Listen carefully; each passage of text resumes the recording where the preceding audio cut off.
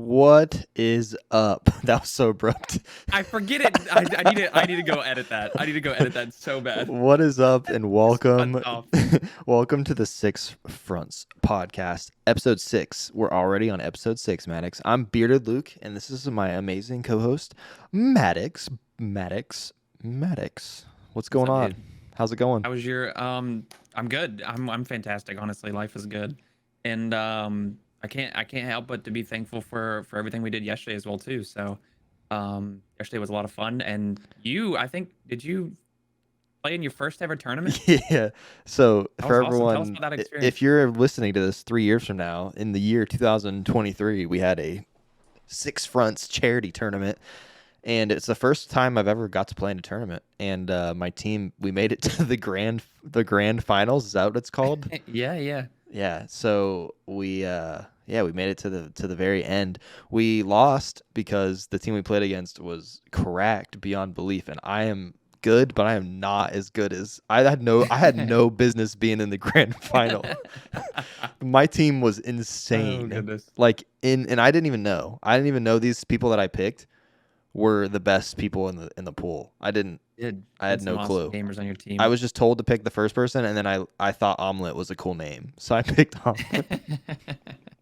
But it was great. It worked out. And What did you think? I mean, you're feeling. I'm feeling pretty good. You casted the whole thing, so you were in a completely different. Like, I was just playing all day, which I'm not used to doing, and There were a lot of memorable moments. I can't think of there's one in particular that me and Walzer being the co-caster that we had, of course, another Six Fronts gamer, and it was one game where it was coming down to the wire, and one of our buddies, of course, another Six Fronts gamer, Cake, he was waiting for his super to pop up, and whenever it finally did, he goes, "Hang on, guys, I'm about to use my Thunder Crash," and he Thunder Crashes. This is on Endless Vale, and he's right there in the middle where that little heavy building is, and you know how there's a couple more on the sides. Yeah. And he Thunder Crashes around and then hits the other one on the other side and doesn't kill anybody.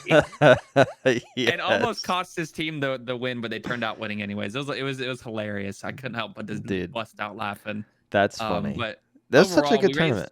We raised $1,500 and $1,550 in total for American Heart Association. So I quite literally can't thank people enough for what they did, and gave out a few pieces of from some of our new product, which we'll talk about later. So heck yeah, I'm supposed to get one of those for getting second place too. So thanks. Indeed. But it was fun. I appreciate being a part of it. It was cool. Most of the captains were Six Fronts members. It was a cool way to get a bunch of different communities members and communities just all connected for a good cause, and a very, very competitive tournament from what it seemed like. But it was. Yeah. I was very happy to be a part of it, and of course cast it. I'd honestly be looking to play in one here soon, but we'll see. But overall, it was fantastic. I can't be more happy about how it turned out. So yeah, little sus that the founder of Six Fronts won the first tournament. Honestly, we got to think about, there might have been a script. Who knows? But it was still fun. I thoroughly enjoyed it. So. All right. Well, we have awesome guests today. We do. And this is different. It feels weird. It's light outside still, because it's 5 o'clock right now. It is a little earlier than normal. As those that don't know, there is a time zone. There's time zones that unfortunately it's much later for our guests than us. So I can't wait to ask them, because I have no clue what time it is where they're at right now. I think they're 5 hours. Okay. I think they're 5 hours ahead of us. So it's around 10, 11 for them. So but imagine if we did it at 9 our time. Oh my God, I'd feel so terrible. But I'm excited to get him in here. So go ahead. Yeah. So first, we're going to bring in Pijinnn. What's up? It's like Christmas. Oh, I think I'm on. You are. Welcome. Welcome in from the here. backstage, by the way. I was backstage with RoboticAdi there, so we're kind of mid-conversation. That's awesome. Well, we're so excited to have you, Pijinnn. Honestly, the cool part about tonight's podcast is both of our guests are from Scotland. Correct? Is that right? Am I right in that? Or I. Yeah, okay. You got to give us some. You got to help us. It wasn't even done on purpose, by the way. This was a total just accident. Was that by chance? Because Addie's just after telling me that she didn't know I was on until 100% today, coincidence. It was That's honestly a amazing. coincidence. We were like saying who we wanted on, and then after we had asked, we were like, "Oh wait, they're both from the same place." Yeah. The other, I liked how much you liked the Scottish takeover thing as well. Yeah, that So was awesome. we're You going can to use take it over. in the go live tweet. That was funny. The I like Scottish. it. I like Well, we it. should have just made them be the hosts, and then they could just like screw with Yeah. us for 2 hours. That have worked out perfectly. Awesome. Well, tell us, Pigeon. Tell us real quick. We're gonna talk more about other stuff after this, but tell us your Destiny story. Like, why do you play this game? How did it start? Where are you at? Man, so this Where isn't you my at first now? rodeo when it comes to a podcast, and I've told this story so many times that I try to condense it, I try to like summarize it better, and I'm still terrible at it. So I'll try not ramble, is what You're I'll good, say. my friend. Go ahead. I actually started playing Destiny by chance, pretty much. I had a day off from work, like a weekday, and I'd been paid as well. So I helped with the local game shop to pick up a few games to play. I was a PlayStation 4 player, and I picked up 2 pre-owned games from their. They had like a basket of like pre-owned games. Used to get good offers on them. So I picked up Bloodborne. I'd been really wanting to play that at the time. And then I just totally by chance picked up Destiny as well. Like I just looked at it, I was like, right, cool, pick that up. Look at the back. And I actually didn't know, well, I'd played Halo. I'd been looking to play a Halo style game for PlayStation and never was able to find one. I think the closest I found was a game called Lost Planet or something like that. Or I'm going to forget the name. See, I'm going to butcher it. So I'd been looking for a Halo-esque shooter to play on my PlayStation. I was never an Xbox kid. The only time I got to play Halo was with friends at their place. It'd be like, oh, can I play your Xbox? Get a shot of Halo and stuff. And I walked home that day with Destiny and Bloodborne in hand. Put Destiny in, and it had just received its year 2 patch. The Taken King was out. Again, this is stuff that I learned further down the line. And it had the year 2 patch that I had to install. So I was like, well, I'm not playing that today. I picked up Bloodborne. I could play that straight away. And if anyone's ever played those games, they'll know how like unforgiving they are, like Soulsborne games. And I pretty much rage quit that night. I was like, I've got nowhere with this game. I need to wait for the other game to install. The next day I picked up Destiny, started playing, did the intro mission and stuff. And the moment that I pulled the trigger on the Kvostov that you picked up, saw the damage numbers flash up on screen, felt like the tactile vibration of the controller. I was like, this feels like Halo. Like on the spot, I was like, holy cow, this is Halo. Like, and I was sold. I was hooked instantly. Started playing That's awesome. it. I try to say the rest is history there. I had a few friends on my PSN list who saw me logged into Destiny. They were all Destiny players.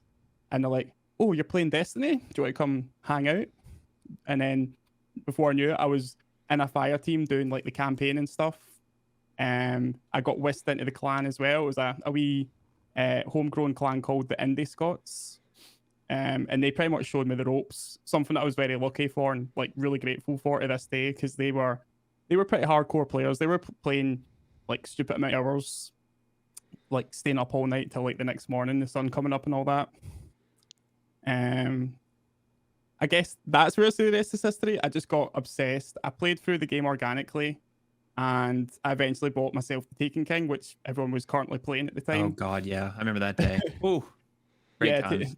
that was the same time the collection was released as well. So I played through all the vanilla content and then picked up the Taken King, and then I was like, right, let's do this. Like I'm addicted to this. It's so much fun. I think the thing that really sealed the deal was I'd tried doing Vault of Glass on my own. I had no idea what raids were in Destiny at the time. So I was that guy, that blueberry guy that loaded into Vault of Glass on my own to try and play the content, whatever it was, before I realized I needed a fire team. The guys at the time were kind of fed up with it because that was old content at the time. So I eventually managed to rope them in one weekend. Hey, can we do that Vault of Glass thing? Like, I really want to try it out. And that was when I did my first raid in Destiny. I couldn't even tell you the date. Did the Vault of Glass, and that just sent my enjoyment, my addiction even higher. Like the whole raid mechanics thing just sold me completely. And ever since, I've just been crunching through content. I discovered LFG. I'd play. I would just raid for the sake of raiding. I'd be like, right, LFG, who's doing this, who's doing that, and like I met so many gamers. Now I'm going to leave it and say the rest is history. I've just been nonstop ever since. A lot of history here. Yeah, I could see that's what I mean. I understand. I need to write a script for this. I think I speak for all of us when I say we have that same story. You know, there was that point in time where we got hooked with Destiny, and then our first time doing this, our first time doing that, and then the rest is history. You know, I feel that. So I mean, you're That's so awesome. connected. You have I see your tattoos. You have Destiny tattoos. I do, yeah. That's amazing. That was a birthday present a few years ago, and I had tattoos before, and I was like, I really want a Destiny sleeve. Like that's how serious the hobby had got to me, and it became a part of like a big part of my life. Like people say, oh, it's a game, but like it's definitely more than that. Like it goes deep. Absolutely. There's lifelong friends that are sitting right next to me Yeah. that I met through this game. So. Yeah, I met this dude on the internet playing this game, and now we do a podcast together. I filmed his wedding. Like he's met my child. Like Destiny does some good. Like it's a fun game, but the community that comes behind it, whole different world. Second to none. I agree. Absolutely. We're gonna put you back in the backstage for now, so we can get a hold of our next guest. You guys are a nice little Scottish pair, so we'll bring you back in just a moment, okay? No worries, dude. All right, my friend. All right, well, I would like to introduce this next person because I think she's fantastic. Probably one of the brightest lights in Destiny community, in my opinion. Oh yeah. And her name is RoboticAdi. So let's get to meet her. What's up? Welcome in. I can still hear you, you know, so that was like really Good. sweet. Hi. Good. Hi. I'm happy you did hear that. So welcome back. Welcome you. back to the podcast that you are actually the guest of, not the producer. So go ahead and tell us who you are, Addie, and where they can find you. And of course, we're going to talk to you more about why you started playing Destiny. So, Oh God. Well, I mean, the usual twitch.tv/RoboticAdi. We'll just get that out of the way Right. now. Right. Okay. So, yeah, no, that's literally it. That is where I hang out. I don't do anything else. Hey.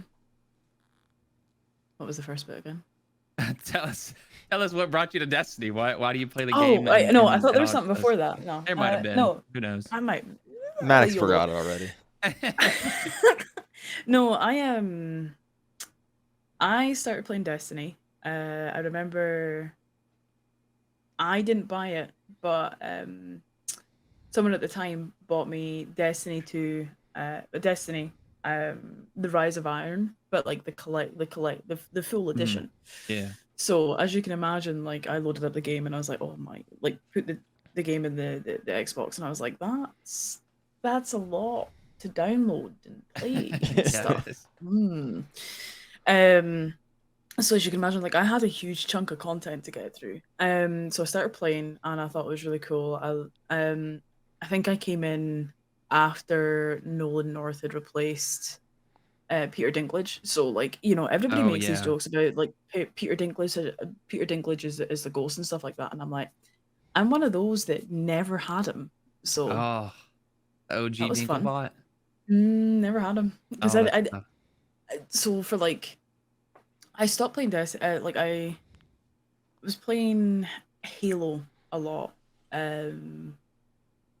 So I think I started playing Destiny just either before or just after my daughter was born. So, beforehand I'd been playing a lot of Halo because I was traveling for work and stuff. So, after a long day, I'd sit down and play Halo and stuff, and then I'd have to obviously stop working, and I started playing Destiny. And I played for a long time solo. Like I didn't have anyone in the friends list that played Destiny at the time.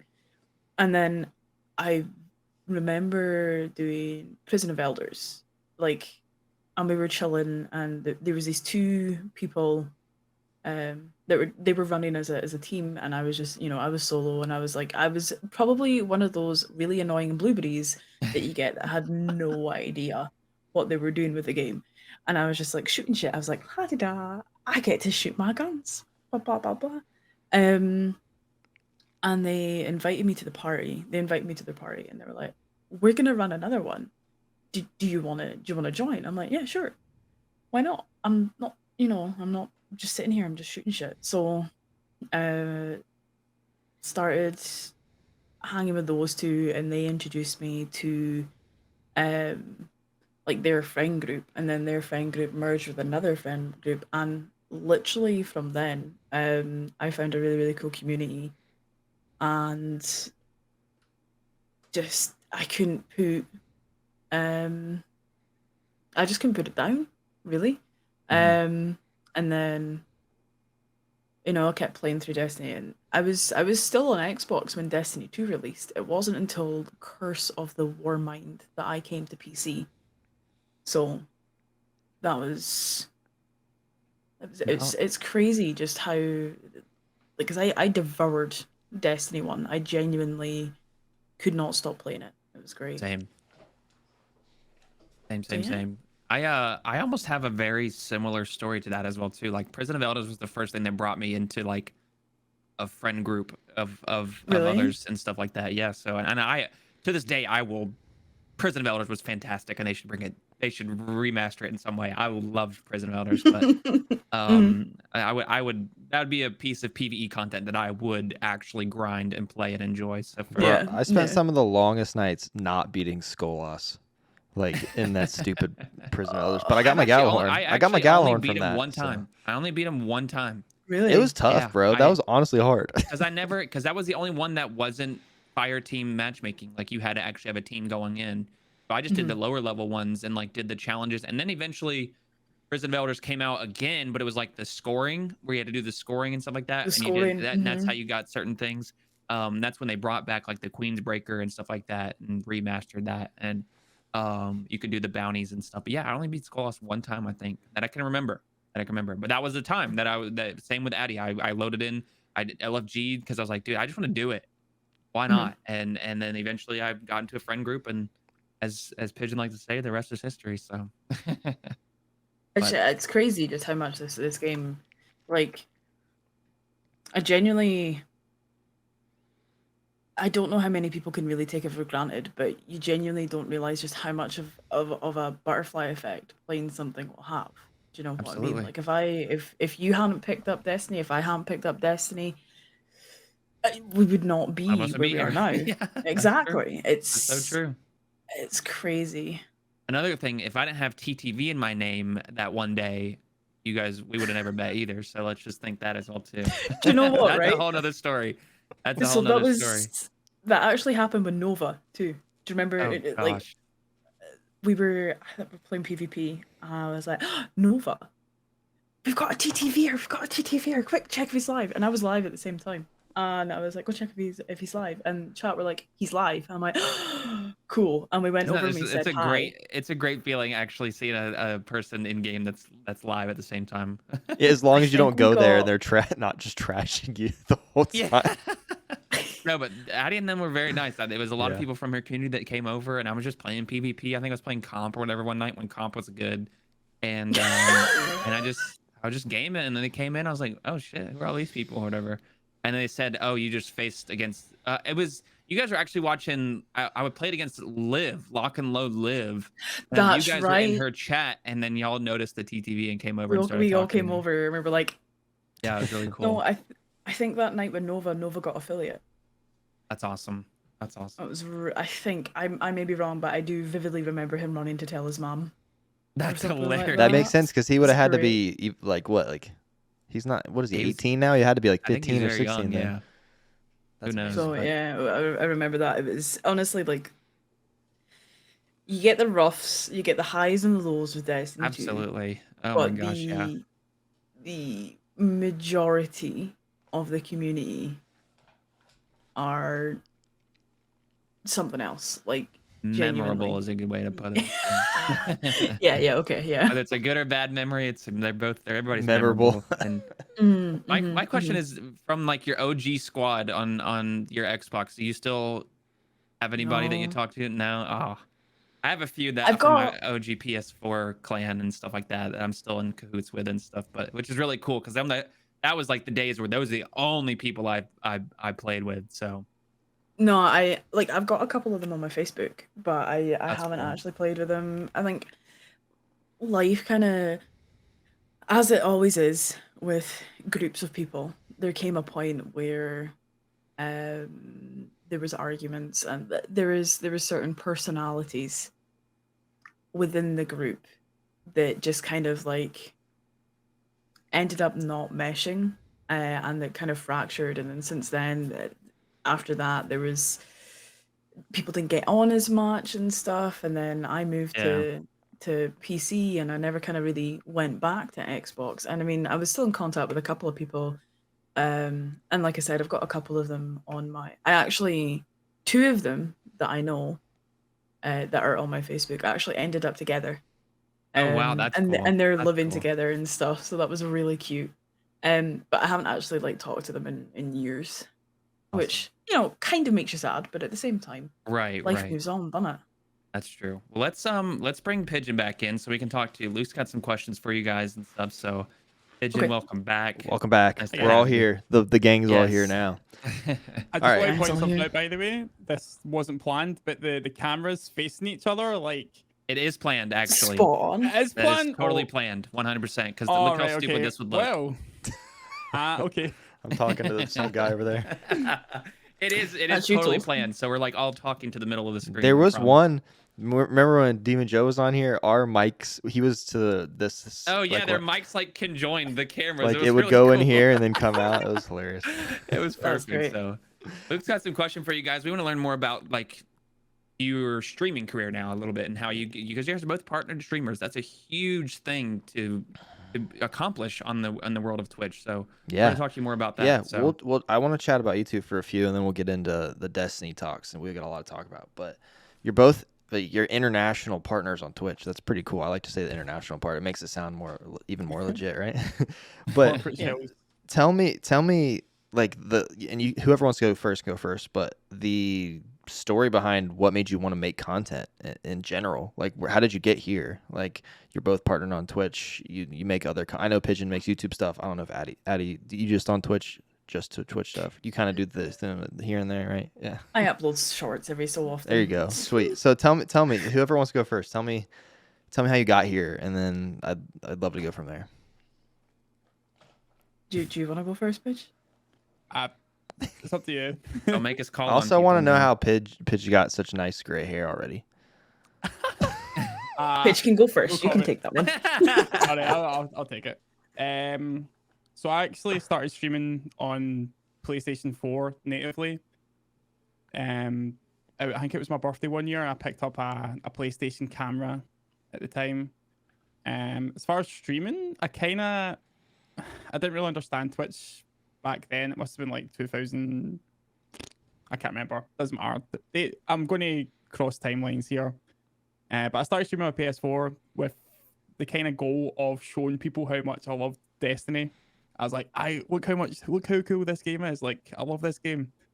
And it kind of started out with just the people that I was playing with at the time, tuning in, which was, I say to this day, like, that kept me going. Like, that, having those first few chatters and stuff got me going with the whole gig, like streaming on Twitch.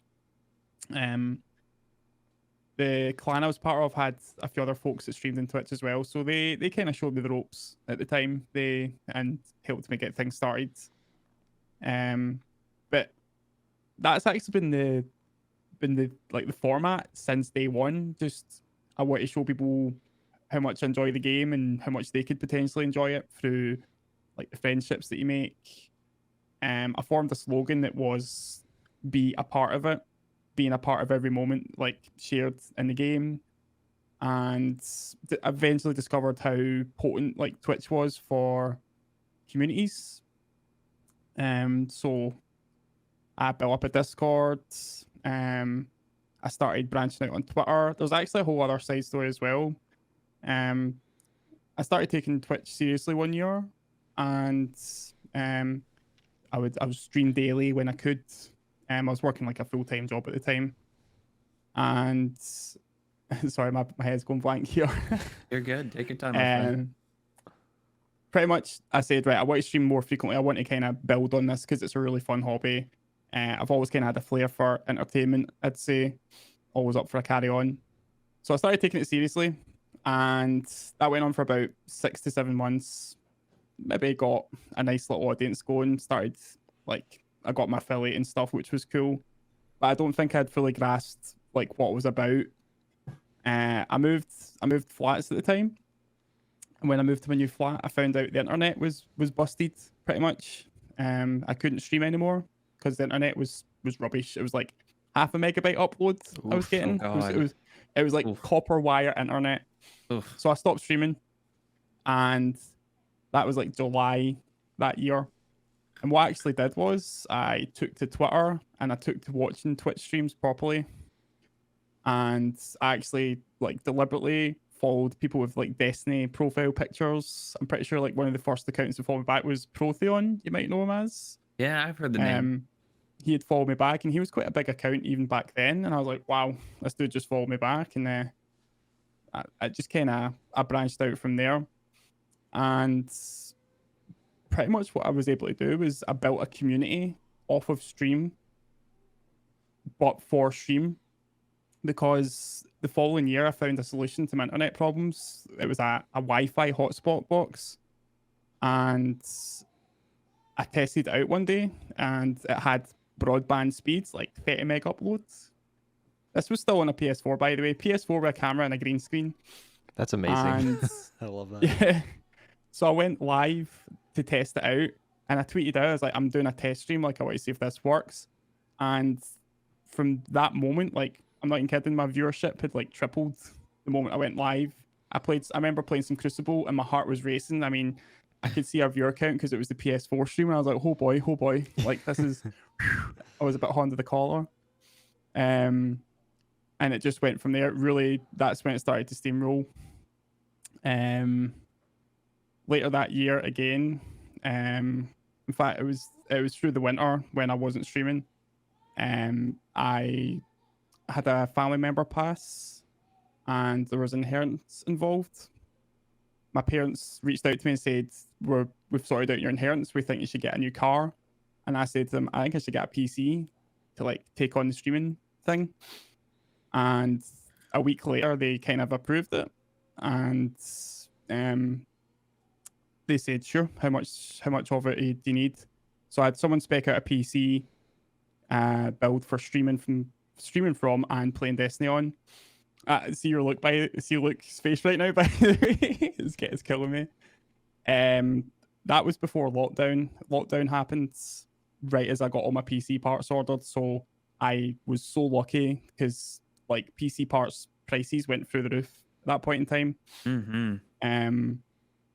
I got the PC rig built and sent to me, and lockdown started. I was studying at the time as well. I was doing a sound design degree, but I was also working part-time. But my part-time job I couldn't attend because I was working in a restaurant, so I wasn't needed physically in work.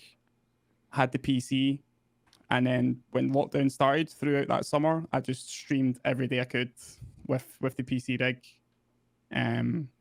I must have been like 2020 or 20. I forget the years. Was it 2021? And I just that was it. That was like, obviously I say hardware shouldn't limit you, but like getting the PC and stuff was a game changer, and it made me able to create the content I wanted to create. And I guess it's a fast forward effect from there. I was always building on Twitter. I was making lots of new friends. I was able to play in PC with folk that I'd never played with before, who I knew via Twitter and stuff or Twitch streams. And yeah, I've been on that journey since then. That to me is when I really started streaming seriously, like that summer. That's awesome. I love that. That's crazy. I didn't know that you started on a PS4 streaming. I always respect people that got, because you didn't just start with all the fancy stuff and have it all. Like you're just doing it because you loved it, and then you worked your way I'll tell you what.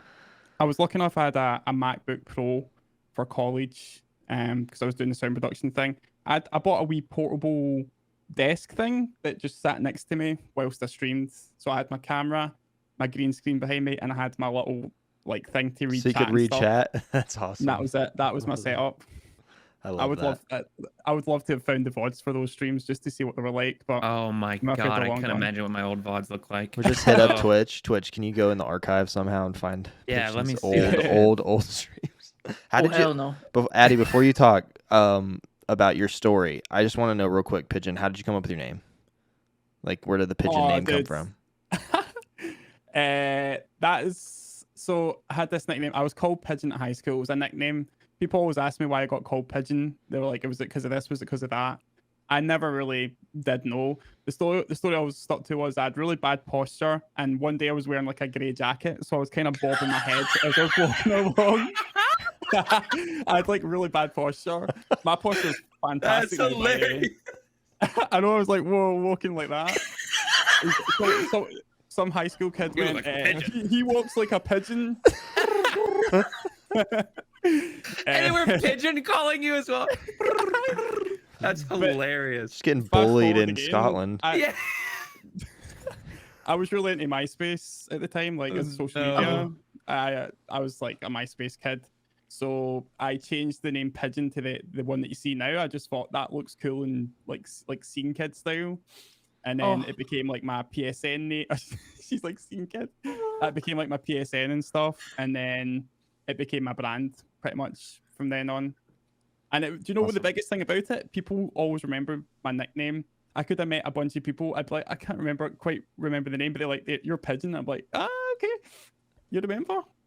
It's awesome. I mean, it's not common that someone just named Pigeon, so I love it, and I love your logo too. I think it's creative how there's a little pigeon head. Shout to my man Odd for that one. He did an amazing job. Heck yeah, Pidge. Mm-hmm. All right, Timeless. Addie, I want to hear all about you because I don't know a lot about your past in the content world. But what got you here? What made you just be like, I want to start streaming on Twitch? And yeah, Okay. I'm kind of like Pidge. I've told this story like a lot. Basically, so obviously like I'd met that community and stuff like that on Xbox, and I really enjoyed it and stuff. And then I was introduced like so way back when Borderlands 2 had just been released. I'd done actually a couple of streams from my laptop to a couple of friends that wanted to see me play Borderlands. So like my account itself is like I think it's from like 2016. I'm gonna click my name actually and just it's not gonna tell me. Fuck. So anyway, so I knew of Twitch, but I never really got like involved in it and everything like that. 2014. Thank you. Oh my. Appreciate you. So it's an old ass account, but it wasn't until I got to PC and I was playing Destiny 2 there that I really kind of like started to get into Twitch. And I spent a lot of time actually there's someone in chat that I saw for the first time on Twitch. But I logged on and I started getting to know people in the Destiny directory. I spent a lot of time in James Works channel and everything like that. Basically like I made so many great friends like through James Work, through Black Korean Nate, a lot of the game guys really, and then some other folks and stuff like that. And then I was like, do you know what? I kind of want to do this myself. And the entire reason this is going to sound it's going to sound slightly pathetic, right? But No. I didn't have an awful lot of friends. At that point, I'd had my daughter, and to get kind of serious, I had postnatal depression, and it was very bad. Like I couldn't leave the house, I couldn't really do anything, and so I wanted a way of like making friends, making a community and stuff like that without having to leave. Do you know what I mean? Like the most days, the most that I did was take my daughter down to nursery and come back up the road. And that was all of like a 10-minute walk, right? So I was really lonely and I was like, I'd made all these wonderful friends and communities and stuff like that. And I was like, do you know what? I kind of want to do this. I want to be able to create a space where folk can feel as like to use like a really cheesy tone, like a really cheesy phrase, like somewhere that people can feel like they belong if they don't feel like they belong anywhere else. I used to play I used to be on like different websites and stuff like that. There were some social websites that I used to frequent quite a bit, and the kind of community that they had there, that I had with like a bunch of friends there, was like it was like walking into a pub or like into a room with all your friends, and you were sitting and you were chatting A and great stuff. way to And that put was it. all. It was that was the kind of community that I had on the internet, and I wanted to make that on Twitch. Um, Luckily, my community are extremely phenomenal, and they have made that place, and I'm very proud of it.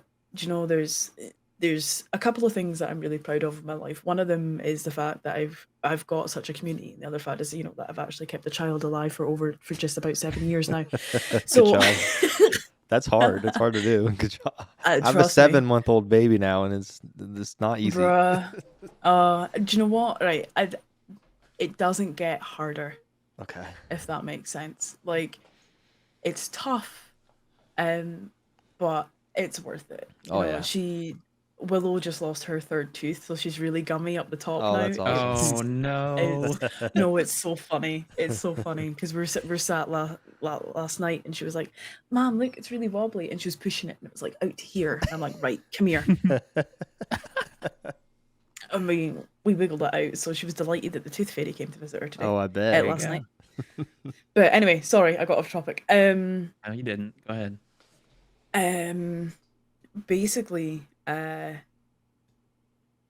I wanted to make friends, and so when I started, I just did a bunch of raids. Leviathan, I lived on Leviathan, and just kind of kept going from there. Um, you know, you always remember like your really big notable raids, and it's like you genuinely feel like your heart's gone through your asshole. And then you meet more people, and it just kind of like snowballed from there. And I did not have it rough like Pidge. Like, man, what you did was great. You know, going from Twitch, and then if if I'd moved to a place with shitty internet, I think I would have just given up at that point, because I was like, oh no, because that's insane.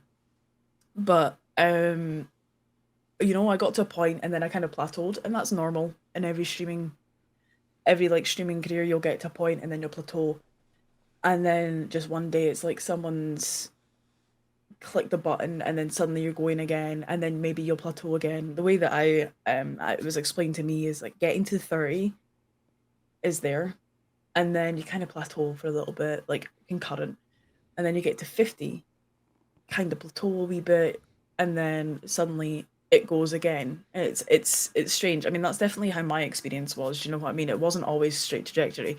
Yeah. And I know that a lot of people had it rough with COVID, but I was very lucky with COVID. I was already used to staying inside. You know, I took Willow to her nursery, and at that point, a year before COVID, I moved from up north down to Glasgow, and I still had iffy. Do you know, I've never had fiber internet. I've never had like the really fast. I've always had like relatively all right. Like, I can stream and I can maintain it, and do you know what I mean?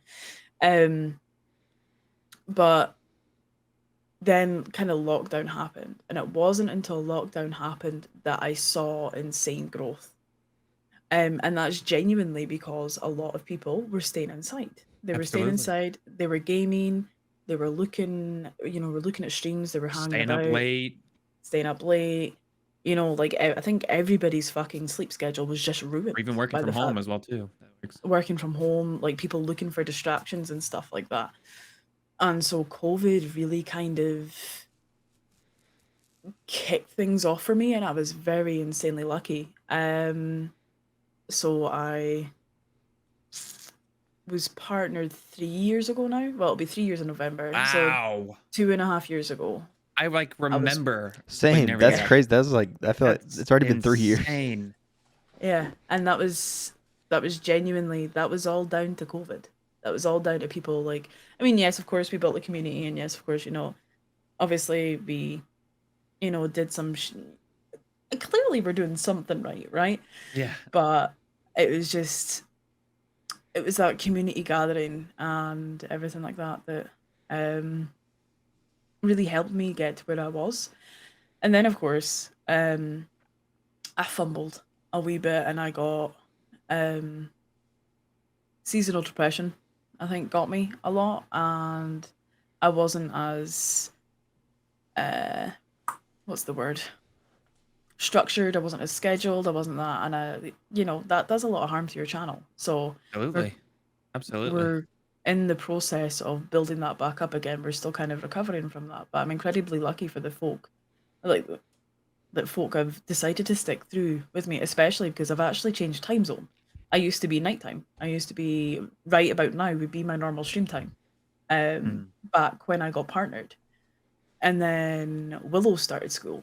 So it was easier for me to go daytime, UK daytime, than it would be to try and stay up late and then try and get up in the morning and try and get Willow to school and stuff like that. Because for a long time I burnt the candle at both ends, and in the end it wasn't healthy. But changing like time slot, as it were, is really fucking scary. Is really, really scary because it genuinely kind of feels like you're starting again. But we are building that up again. But yeah, that's it. Like, genuinely COVID was a thing that kind of catapulted that. Do you know what I mean? Yeah, that's just a great story. I loved hearing every bit of that. So Seriously, thank you for sharing. I waffle a lot. I'm sorry. No, I love it. I Well, was first, all ears. I love both of your accents dearly, so I could just listen to both of you talk this entire night. Like, I don't. The podcast is yours. Keep going. But so I have one more thing, and then we'll get into it. Like, I just want to know, just from your perspective, you're in a completely different time zone as most people. How does that does living in Scotland and being in like an international streamer, whatever you want to call it, do you have like a big like US audience or Scottish audience or UK audience or wherever in the world? Like, how does that work for you two? Is it different, or is it kind of the same? Like, your community's built. That's the cool part about the internet. Anybody can be in your community. It doesn't have to be like just people that live near you or in your time zone. But it's interesting to me because I've never really thought about it. I have so many like US content creator friends that do stuff a specific way. How's that different for you two? And then we'll talk about Destiny, I promise. This is it's just coming. We promise. We promise. I just really like to hear the stuff from people. It's interesting. I think for me, if you don't mind, Pidgeot, because I started stream. I was a nighttime streamer. A lot of my audience were US, so I would start around about 9 p.m. my time, which is 4 p.m. usually EST. 1 p.m. Mountain, I think. Honestly, that's one thing that streaming's totally taught me is time zones. Yeah.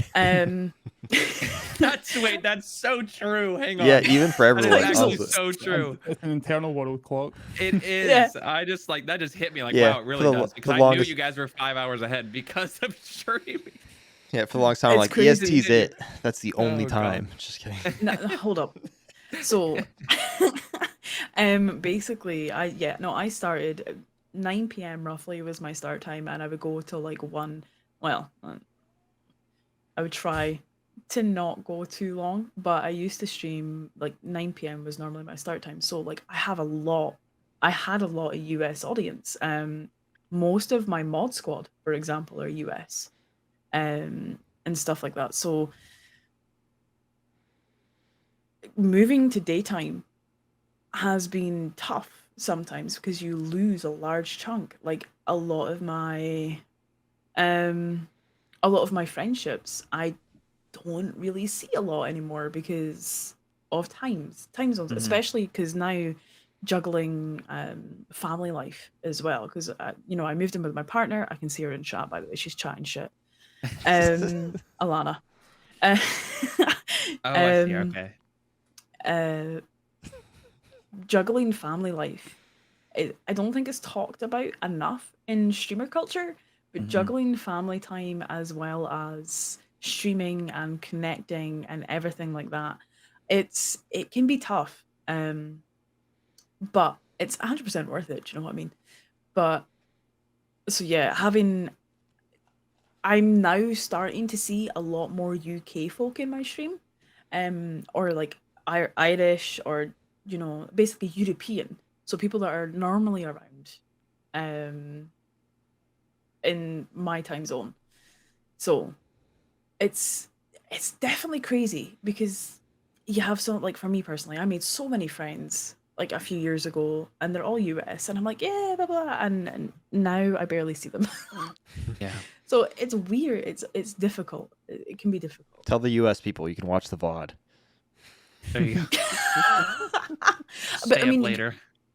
well, this is the thing. There are like quite a few that will still manage to pop into stream. Like Scarred. awesome. Scarred will pop in. Like the dedication this man has. He sets an alarm for my stream time to just come in, and he says hi and everything like that, and then he goes back to bed, and that's precious. That's Do amazing. you know what I mean? I love that. But yeah, so it can be difficult, but now over to you, Pidge. I'm sorry. Yeah. What about you, Pidge? How's it for you? It's been a journey. During lockdown, definitely, I actually trended towards staying up later. I couldn't tell you what my starting time was back then. Just now, I seem to have found a sweet spot, which is 3 p.m. my time till about 9 or 10, sometimes a bit later. That gives me time to log off, go have my dinner, and chill out and stuff. But as far as like time zones and like audience, like my audience is like 50% US audience, like on my metrics. Like I just checked the other now. I don't think Twitch culture is quite as big here in Scotland as it is in other countries. Like, Yeah. I remember trying to tell my friends about Twitch, and the response I would get would be like, "Why would I want to watch you play a game?" And I always go back to this thing about games are subjective, so watching someone experience it is different from your own. So I just don't think the culture's here. I try to relate it to like YouTube and stuff. Like you watch YouTube content or you watch TV shows. Think of it as that, but it's video game entertainment. Absolutely. But like, yeah, time zones, I pretty much just crunched and stayed up late every night. Like there was actually times in the winter where I was getting the full blown going to bed at dark, getting up and it's dark in the afternoon. I share the sentiment from Addy. It's not healthy to do that. Like you've got a internal rhythm when it comes to your body clock and stuff. So I would definitely say try and find a time that works that's healthy enough for you. And like as far as finding an audience, like you're usually covering a lot of time zones. Like I don't even get to see Australian folk. They're already in bed by the time I'm on and stuff. I've got a few friends in Australia that like streaming game. Funny about the time zones as well. Like I know all the time zones now. I'm like, so that's this time and that's that time. Like I'm pretty sure you say to me, "How's two?" You gave me a time addict, so it was like something EST. I was like, right, cool. Banged it in my calendar for the actual time. I was like, just didn't even have to think about it. That's awesome. I genuinely think if I had to move to the States, I would have been just as bad. I would have been up to 3 a.m. in the States to then hang out with the people in the UK, Scotland, etc. So I love it. Awesome. You just kind of toughed it out compared to Addie. She just kind of I didn't adjusted. Yeah. I didn't stream all those times, but I've definitely found my sweet spot just now. Like again, a big thing now is people working from home. So I reckon Right. I'm going live, and people in the Eastern Coast are just pretty much cozied up at their desk, ready to start their workday from their own desktops and stuff. And it's just background entertainment, a wee bit of distraction. At least that's what I think my niche is as far as time zones go. And I do catch people in the UK who are having their lunch breaks, for example. So Pitch comes in and says hi to me. It's great. Does he? Yeah, he comes in. He's like, "Morning." No. Anytime I come into Addy's stream, it's, "You're awake?" Am I wrong? What are you doing though? Yeah, Pigeon's awake before midday. What is this? God. Do you want to talk about the time that we were supposed to do shit on stream together? Oh, no. little drama. Yeah. It's the one time I've annoyed Addy. We had plans set up, and I screwed it by staying up till like stupid o'clock the night before. Oh no. And It was late. I Like an was hour. late, and unfortunately we didn't make plans happen that day. But Addy was scorned. She was mad about it. I was like, I'm so sorry. God bless. She forgave me since, right? Oh yeah, absolutely. I mean, That's actually why we brought you guys on, is to squash the beef. So Yeah, Oh, this right, is just okay. a makeup session. Streamer therapy. oh goodness. Well, I think those are fantastic stories. We talked a lot about you guys. I think it's time to talk a little bit about Destiny. What do you guys Yes. think? Sure. A lot of things. Again, we have some little games we're gonna play as well too, to see if you guys can figure those out. And we have, of course, a lot of things that have dropped since the last podcast. Yeah, And, it's only been a week. Like what? Not even 2 weeks. Yeah, it's been right at 2 weeks now, and we've had a few cutscene. We had a cutscene, the end of the season cutscene, which dropped. That's what we're gonna get into next. But also, of course, the Vidoc dropped, and the biggest piece that I think we're all gonna talk about here in just a minute as well too is the state of the game article. So, but first, I want to get some thoughts from you guys, and I'll give my raw thoughts of the cutscene as well too, of that final mission going into the cutscene where it pans onto the crow at the in the tower, and then all we see is the traveler going in to face the pyramid ships. Well, unfortunately, I had to see it on Twitter. I didn't get to play it in game yet because I am not to that part no. yet. I saw it So- on Twitter and I was pumped about it because I didn't have to Yeah, play. I didn't I'm have to not get one on to and really play. be upset about that, but because I haven't That even was made it his to the own end of the. controversy. I haven't even made it to the end of the seasonal quests anyway, so I'll watch it again in maybe a day or two. But I that was one of the best cutscenes I think we've had in Destiny history, and I think the reason why is because there's just so much built into that 3 minutes of just pure and utter. It can be chaos, but it can also be story building, and then just the sadness and stuff that you see as well too, of just like what is happening next, what is going to happen, what is the traveler doing, he's leaving. I just gendered the traveler, but and It is a like, big ball. and yeah, there you go. What if there's two All of them? right. But and then just seeing this, what's going to happen next, and then leading into Lightfall. I'm just out of all the things, it got me even more hyped for the next chapter of Destiny, which is Lightfall. So that was kind of my raw take on it. What do you guys think? I was speechless. Yeah. I streamed it and I just sat there like gawping at my camera like there's just no. I was just like, there's no way. Ho. What's the swearing? I think it was a perfect end to a great season. In all honesty, it's definitely been one of their most movie-esque cutscenes that I've seen in a while as well. Right. That's a good way to put it. It was like a good few minutes of just like action and excitement, or just like shock factor, I guess, like the whole thing. I thought it was brilliant. It was, for me, it was unexpected. Some of the stuff I'd kind of worked out was going to happen, like Rasputin. I kind of saw that coming from a mile off. But the Traveler leaving into space, no, that blew my mind. I did not see that coming, like, That's at the all. first time we've seen the Traveler just in a different area, or even move. Yeah, You know, just since moving. like maybe since the beginning of Destiny 2, whenever they did the whole grab it with the. Moved. Has it ever moved, or It's that's been, like I mean, the it's been first broken. time? We've seen it healed, but I don't Right, think we've there you ever go, actually yeah. seen it move. That was So- just like, it was really cool to see. And then of course the foreshadowing from old Destiny, where they had the really almost the same exact capture of the Traveler above Earth, like that was really cool to see. This, the comparison between the two. What was your thoughts on it, Addy? I really liked it. The thing with Crow was really cool because obviously it was just Snell building, and I remember that building very well from Scourge. It was nuts. I was like, I genuinely thought that like, the Warsats were actually going to go off and shoot the Traveler, and that's what was going to cause Lightfall. Like that's how I thought that's maybe why we would have to try and figure out Strand and stuff. It did definitely feel almost like episodic, if there's one thing that Bungie do very, very well, is their cutscenes. It's their cutscenes. I can't agree more with that. Their storytelling's fantastic. Yeah, personal gripe, I just wish it was more linear, frankly. But that's just me. Like, I love the fact. I mean, it's how long has it been that we've been carrying on this whole story? Like, Light Be Dark. It's almost 10 years. We're getting close to the end of the 10 years. Yeah, we've kind of dipped our toes into so many different stories along the way, and there's a few of them that are starting to wrap up as well.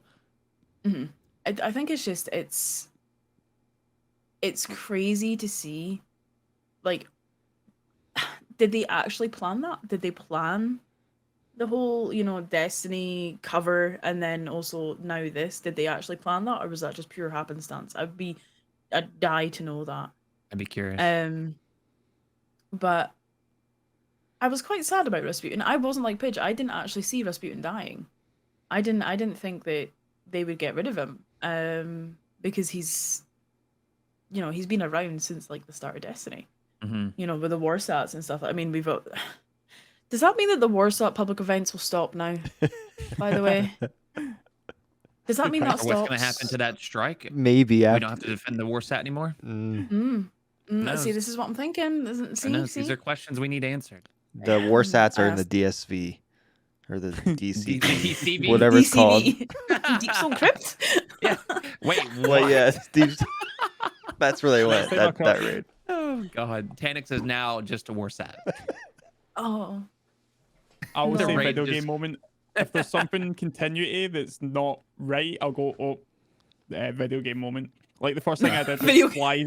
I flew to the Elixir quarter and the Traveler's there. So I'm like, video game moment. Video game moment. Just, it hasn't left quite yet from the Elixir quarter. Right. Chilling. Right. I thought it was cool. Go ahead. I was just gonna say, no, it was really cool. It was really good storytelling. I am excited to go into Lightfall off the back of that trailer. Right. They do their campaigns very well, so it had me shocked a wee bit. Got to admit, I was like, we're losing Rasputin, no. But yeah, it was his time to shame. go. No one really cared about him.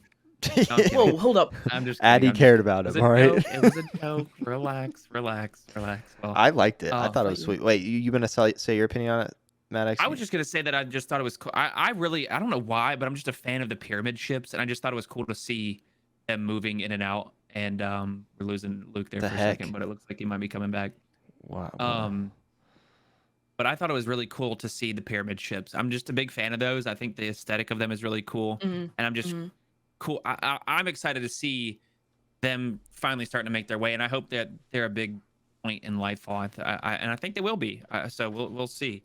But I thought it was a great ending, like you guys were both said. It was a fantastic visual ending to what's been building up over this season. So yeah, as I've said over the past few podcasts, well, since we started this, since Lightfall's been the next thing since this podcast started. I haven't been super excited about Lightfall because I've just keep saying like it's like the thing before the end, and I don't really like the thing that just leads to the end. I'd just rather get to the end. But after watching that, I watched it on Twitter because it was just there. I was like, "Ooh, what's this?" And I clicked on it, and I watched it. And after that, I retweeted instantly. It was like, "All right, now I'm excited about Lightfall." So that, just like I feel like the whole time we've played Destiny, there's just been this really slow story that's just like inching towards something, and that like felt like it was moving a little bit, like physically, like the Traveler was leaving. Like, where's it going? I didn't know it could. That's how it moves? All right, cool. And now it's just chilling up there. I guess it's just, is it just chilling like right above Earth? I mean, I try to look up in the tower and I don't see it out there, so I don't know if it's actually up there or not. It's like just outside of Okay. If it was to explode, a lot of people were saying that the reason that it went up, I thought it was trying to leave, but a lot of people were saying that the reason that it went up so high is that if it got blown up, that the debris wouldn't come down in Earth and hit the city and stuff like that. Traveler's always hooking us up, looking out for us, right? dude, the man's just looking out for us. That's all. I think he was trying to leave personally, but that's just me. And he got caught. I'm leaving. Listen, oh, he crap. did it. He did it to the Elixir. He did it to the Traveler did that to the Elixir. He was like, "Peace, bye. I'm out. Have fun with that." So, I don't know. Either way, it got me excited for. I don't think any giant payoff is potentially going to happen this next season. Maybe I don't know. I always get my hopes not up as high as it possibly could, and then I like to get surprised. But I'm excited to see what the story brings us next in Lightfall. But the cutscene is beautiful. I loved it. I watched it on my big. Then I watched it. I got a PS5 this week, so I finished the story on that on my big. I haven't played Destiny on like a big TV in forever, so I watched it in 4K. It was beautiful. It was fun. Nice. Oh, I don't know. I don't remember which one came first, whether it was the cutscene or the next talking point here is the game directors. Game directors next, yeah. The state of the game. Yeah, state of the game. People want to call it state of the game, then people don't want to call it state of the game, but we're gonna call it the game directors state article. of the game article. Blog. But Information what dump. he called it was Lightfall and the year ahead, and we're just gonna say Lightfall and beyond kind of deal. So we had nice little sticky note on a piece of on the wall where he took a large photo of it and teased us that there was this huge article coming out. Well, it turned out that it's Destiny related on what's coming with Lightfall. How is things going to come about? What are we looking forward to?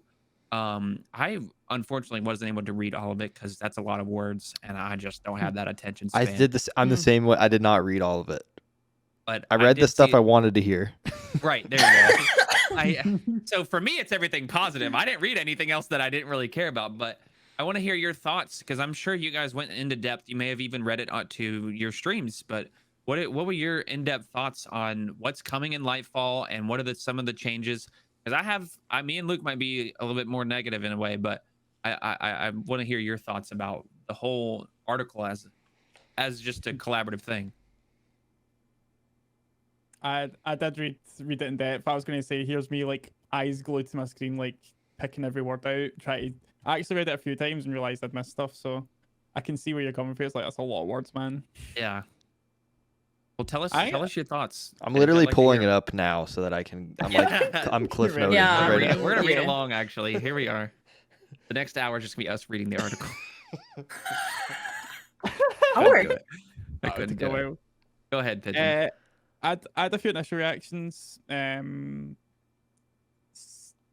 put out like a wish list for the article coming out on Twitter. I was like, these are what I would like to hear about, and unfortunately, the majority of them didn't quite get crossed off.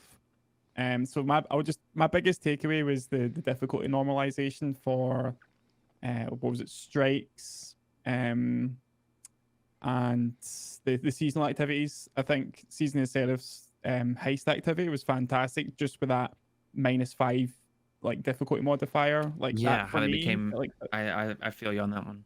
yeah, I found that to be such a sweet spot for my build matters, and I actually need to put some work in to like play the activity rather than just it being a total steamroll. There was something they said in it, and it was along the lines of this was like an aggressive like experiment where they didn't even ease people in it. They just dropped the power level. That was something that I learned from the article, that was them trying it out, but at an aggressive scale. They could have made it like a lesser modifier, and that was a big thing for me, I guess, that they tried it out and it yielded really good results according to that blog. Yeah. And the fact that they're going to start rolling out more activities, fantastic. If I was to add on to that though, it would be give us the same for the end game content, raids, dungeons. I mean, Nightfalls, they're a whole different ballgame.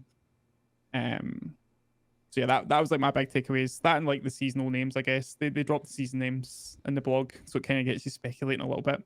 Yeah. Well, we have Season of Defiance. Defiance is the first one. and then Yeah. Season of the Deep. Yeah, I thought was really I'm cool excited for that. because well, what I'm excited for is they showcased the worm gods. That's not we haven't seen that in years.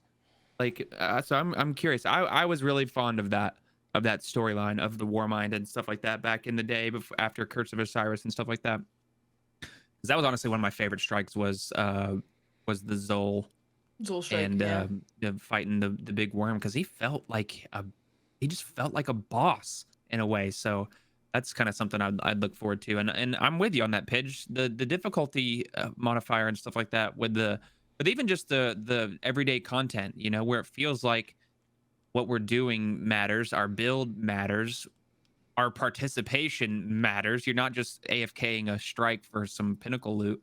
Yeah. Because I'm an advocate for that, because strikes are boring.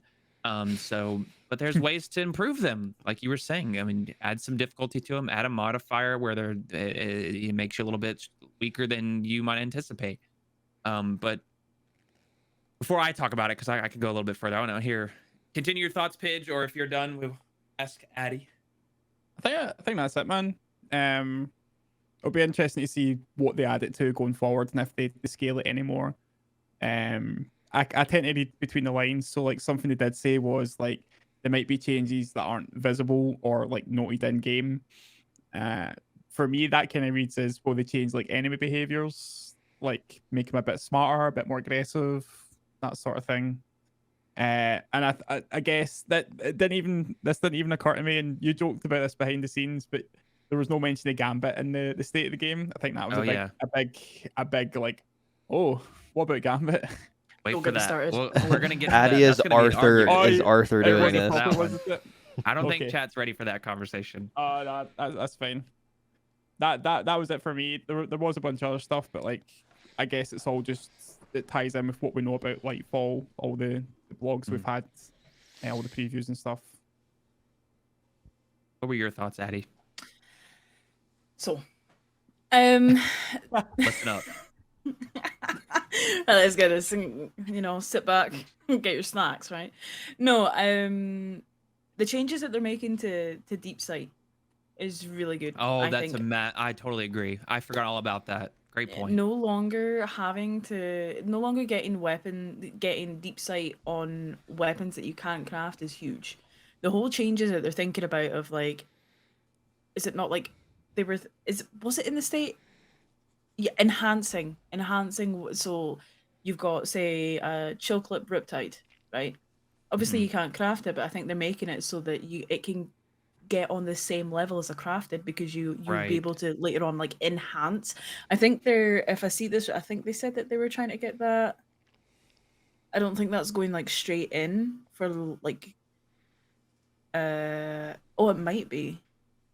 Or it might be Season of Defiance that they're launching a bunch of that, but I think something else like Season of the Deep, they'll be adding a mechanism to activate deep sight on any craftable weapon they don't have a pattern for. Gotcha. Which is handy.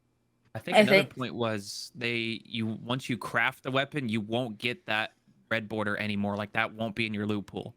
Because it really pissed me off. I got a red border the other day of one that I already crafted. And I'm like, I only needed one more of this other one. Why couldn't that just been it, you know?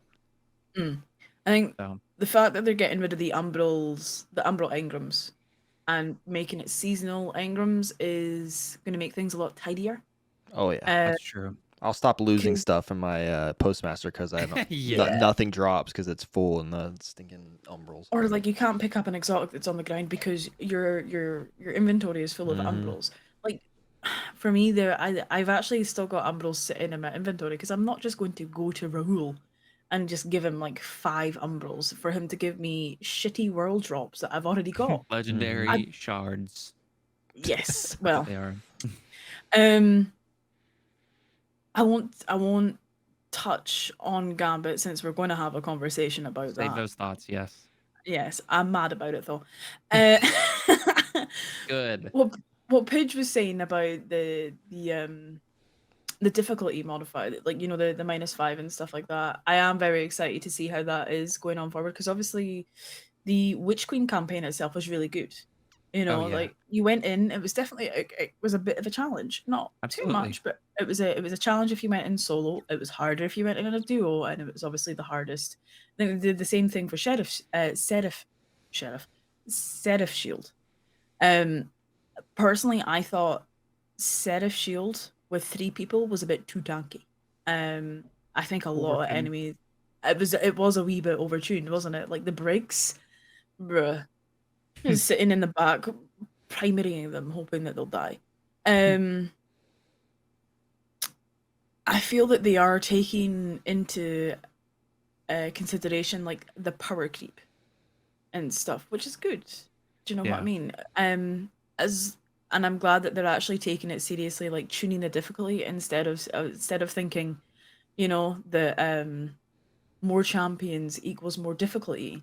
No, more champions equal having to be put pigeonholed, sorry, into pigeonholed into using particular weapons. And I'm really glad that's changing. But yeah, it's definitely, it took me a bit to read through because my brain did go, ooh, butterfly at some points because it was very chunky. PvP, Oh, I'll be I don't started. touch. No, I don't touch it no more. Not in not in Destiny. I think PvP has been abandoned for so long. The only thing that's in worse state, I'm sorry, than PvP is Gambit. PvP hasn't been touched properly. It hasn't been shown the love that it deserves in such a long time. And I didn't really, in the state of the game, I didn't really see anything that was kind of like, maybe I'll get back into PvP. Like, I don't know. Like, Are you I've got it up. Are you trying to tell me you're not excited about the 3 maps that are coming in the next year? You're not excited about the 2 maps that they're reprising that we've already played, and that there's Let me only get. one new I map can't coming wait. to the game in the next year? You're telling me you're not excited about that, That's Addy? huge. All right, Let come on. me. Like, Let me that's get back to you when we get to the insane. Gambit segment. Let me get back That's to you cap. about that on the Gambit segment, yeah? Um, I think the answer to PvP is not like I've got it up on my screen, right, on my second screen, and I don't think it's put in a steady stream of novel game modes. And they're admitting that, you know, it's not, they think that it's going to do a lot for the health of PvP, but Right. are we sure? I am very excited about the exotic mission rotator though. Like if we get Whisper That's back, a good oh thing. I will agree. boy, Oh, that'd be I'll amazing. be in that.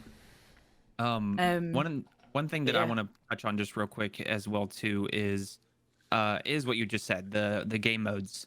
I don't truly think that adding game modes is really going to do anything. All it's going to do is continuously split up the player pool.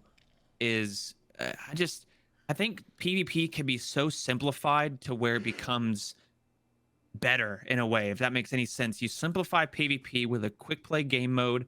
That quick play game mode is Clash, Control, and maybe like some type of objective like a Supremacy or something like that. Something that's just easy to do. It's not hard to play. You go in there with your friends. It's not skill-based matchmaking, and it's just a 6v6 game mode, and you just play to have fun. You do your 3 matches, get your pinnacle, move on. Blah, blah, blah. You have fun, not sweat your balls off while you're trying to do it.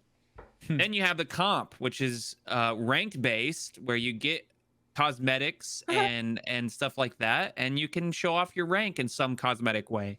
But then you have this other little rotator, which is what they like to do, and that's your team scorch. That's the one that no one gives a fuck about. And then you have your rift, also no one gives a fuck about. But then you have those silly game modes in a way. And then you have trials, and you have Iron Banner, and then you have private matches.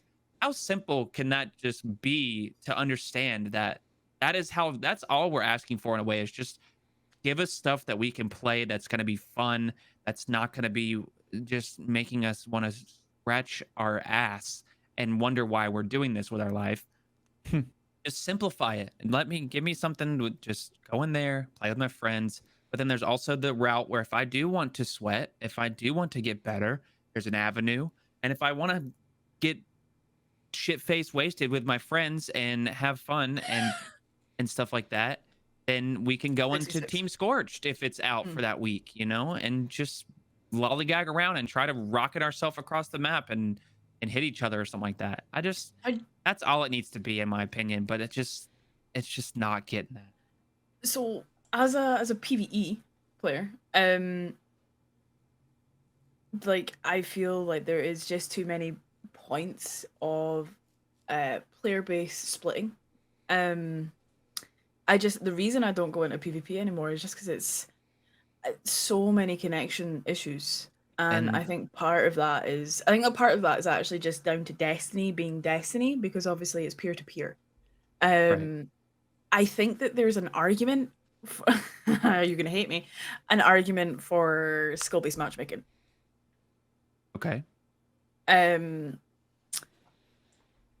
but I understand that it's not going to be fun for higher skill players to be facing other high skill players and basically play a tourney every bloody match that they're Yeah. in.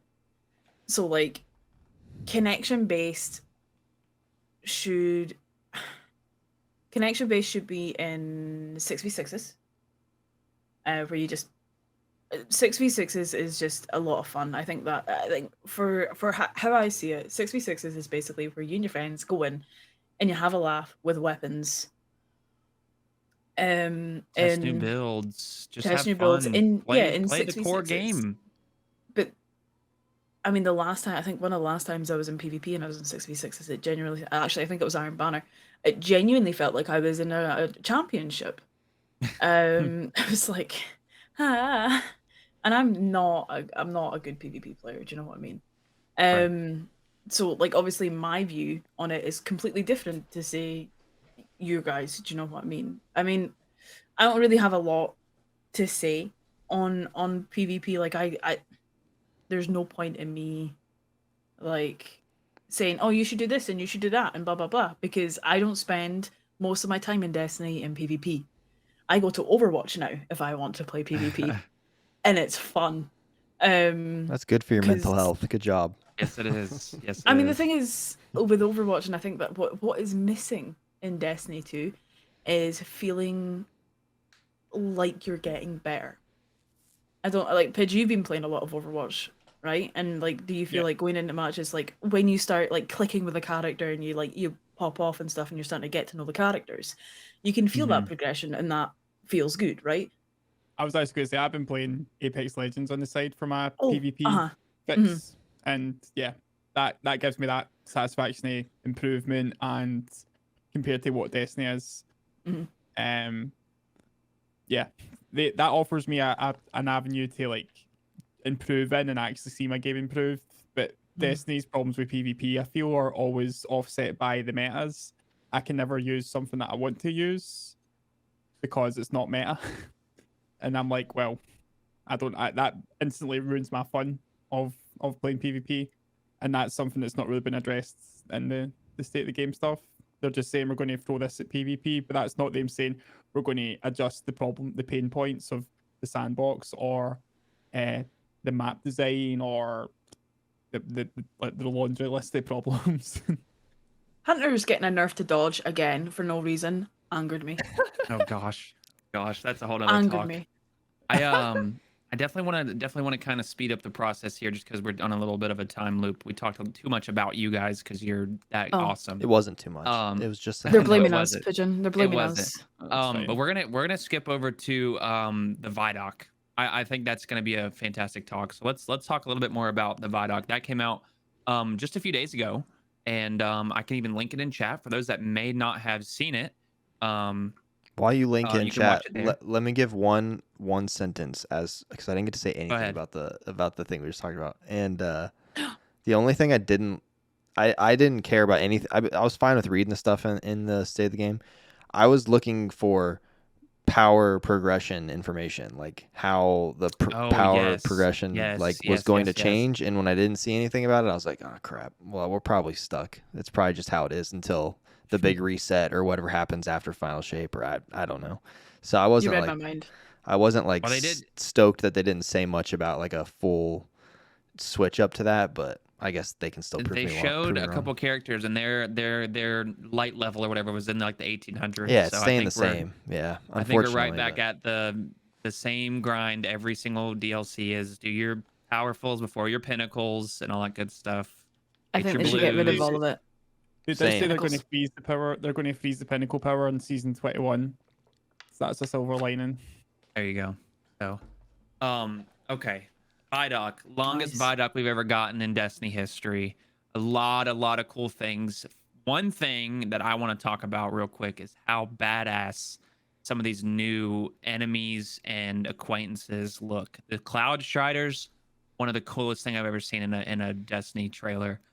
Surfing along like the damn Silver Surfer from the Fantastic Four type shit, round the corner, and then but there's two of them. There's The one one that's with like the beard, rookie, epic with and the there's one that's a voice. Oh man, badass. Ronan. That was one of the coolest things I've seen them leak in their videos. And then also are they Tormentors? Is that what they're called? Tormentors look big, huge amazing. Things. What was y'all's thoughts when you first saw those things drop down into the whatever arena? Like, what were your thoughts when you saw those? And you can grab you, by the way. The first enemy that can like actually physically hurt us, like through a something, whatever the hell Crowd control us. We're gonna smell their breath. Yeah, literally, I think I'm gonna die. It's gonna kill me. They're gonna kill me so many times, and it's gonna be hilarious. I'm gonna let you in a secret. I've already resolved. I've already resigned to just run straight at the tormentor as soon as it does. Before I ever see it. I'm not going to shoot at it. I'm just going to say, "Grab me, please." It's a thing Pigeon likes. Pick me up, please. You just be sitting underneath him like. I'm not going to try fighting it. I'm going to let him do the grab thing. Do the grab thing. Do the thing. Nobody shoot him. Nobody shoot him. Just let him grab me. I think that's one of the most unique, like, character designs that they've dropped. Honestly, those two, the Cloud Strider and the Tormentor, being some of the just most outlandish but yet coolest things that almost don't even seem like they're in the Destiny realm. It's because we're in a whole new area. Neomuna being the new area for Lightfall there on Neptune. It's a completely different space. It looks futuristic, but yeah, it looks old at the same time. And it's just, I just thought that aesthetic, I didn't think Lightfall would look like that. If you guys remember back whenever they dropped the Witch Queen and the different sagas and stuff like that, they were leading up to the final shape. Lightfall didn't look like this. It was black and white. Yeah, I don't think they knew either though, because Final Shape wasn't also originally supposed to be like they didn't and say I don't think Final Shape's gonna look like the way that they're showcasing it either. But I didn't expect it to be this like almost like it looks like it's from a Ready Player One type look. Like that's the first thing that came to my mind when I saw them drop like all the neon lights and in Strand, you're going through these big city buildings and stuff like that. I don't know why I just thought Ready Player One just came to my mind, but fantastic movie. But I'm just every time I see it, I'm just getting more and more excited to play it in a way. Like, and that Vidoc really just solidified. Like, I mean, I haven't bought it yet, but that's because healthcare is expensive. But and that's a whole nother talk. But I definitely will be playing it day one. I'm gonna get through the campaign. I'm gonna be just in awe of everything, and I cannot wait for the Tormentor to pick me up. What do we know what the Tormentor is, by the way? Like, I don't know. What, did they tell us? Is that a darkness thing? Like, is that what's coming out of the ships? Like, what the heck is it? It's like described as a darkness unit. The first darkness unit. That was, if I remember correctly, created by the Witness. I'm curious to see, like, because he has this huge scythe, and I'm curious, is it like a strike boss, or is it gonna be like almost like how a Colossus is, like this the bigger enemy in the room, and yet be careful, that guy's gonna wreck your shit. But then also there's dregs over here too, but hey, be careful, there's Cabal over here too. How is that going to be when it comes to fighting them? So what are your thoughts when you saw the Vidoc? I want to hear because it's 16 minutes long. That's a huge video. There's a lot of information. Let's go first. I'm trying to replay the Vidoc in my head. Hey, I can give my opinion. It was a lot. It was a lot of information. So. I enjoyed it. I thought it was cool. It's always fun to watch, the developers get to just explain and be passionate about what they just made.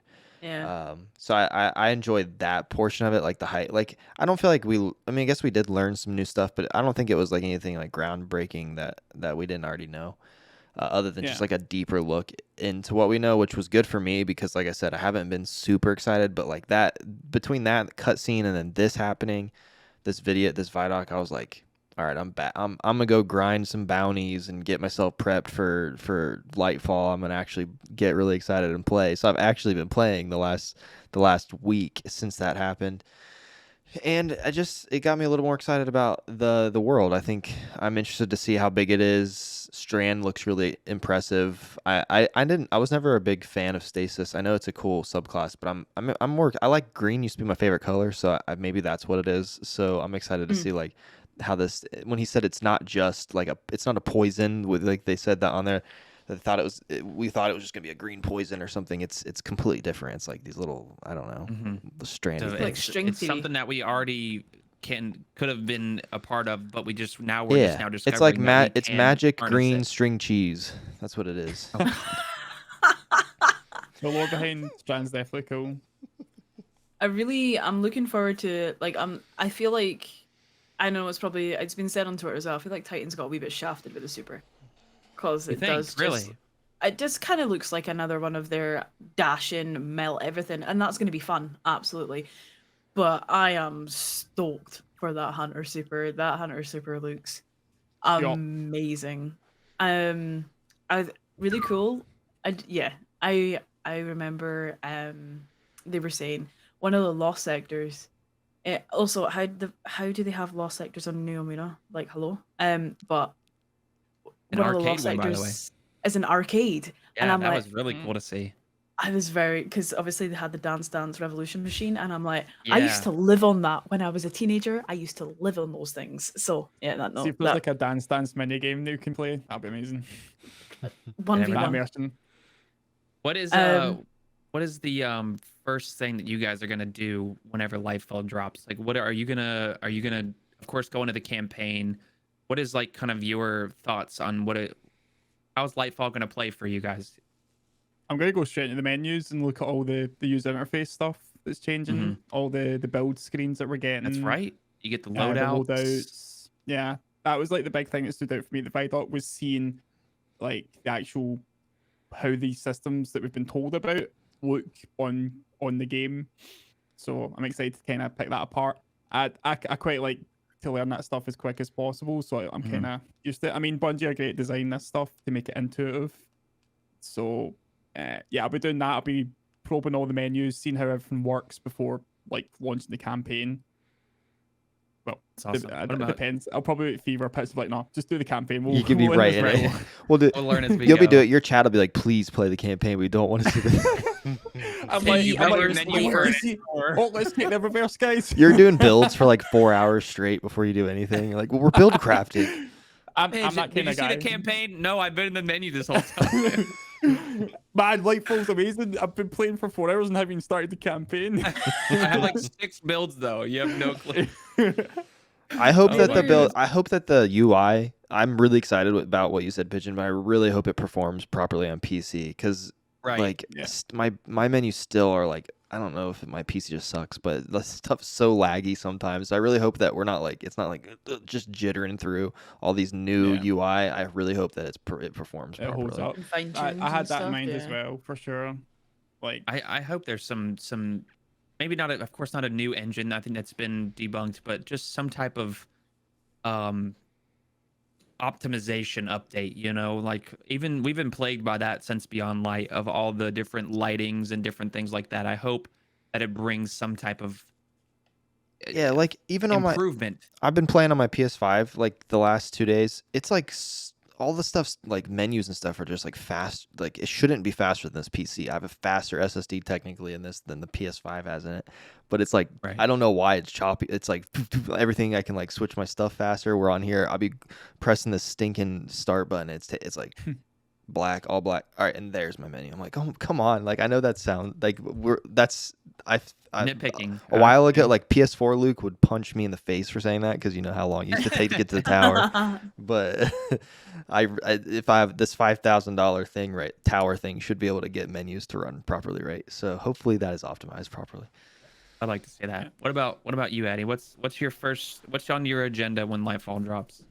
Clicking all the notifications that I'm gonna get from Guardian ranks, because that shit will annoy me. Because apparently you're gonna have a lot of like apparently like a lot of veteran players. I think they were saying in the Vidoc will have like loads of things to like check off because they've already done like loads of the game and stuff. Right. So I'm really excited to see that. I will be launching into the campaign because just get me in there because I do Going want to for play it for sure. Like I said before, like Bungie have always done their campaigns very well. It's a seasonal model that they've had difficulties with. So I'm actually looking forward to the changes that they're making for that.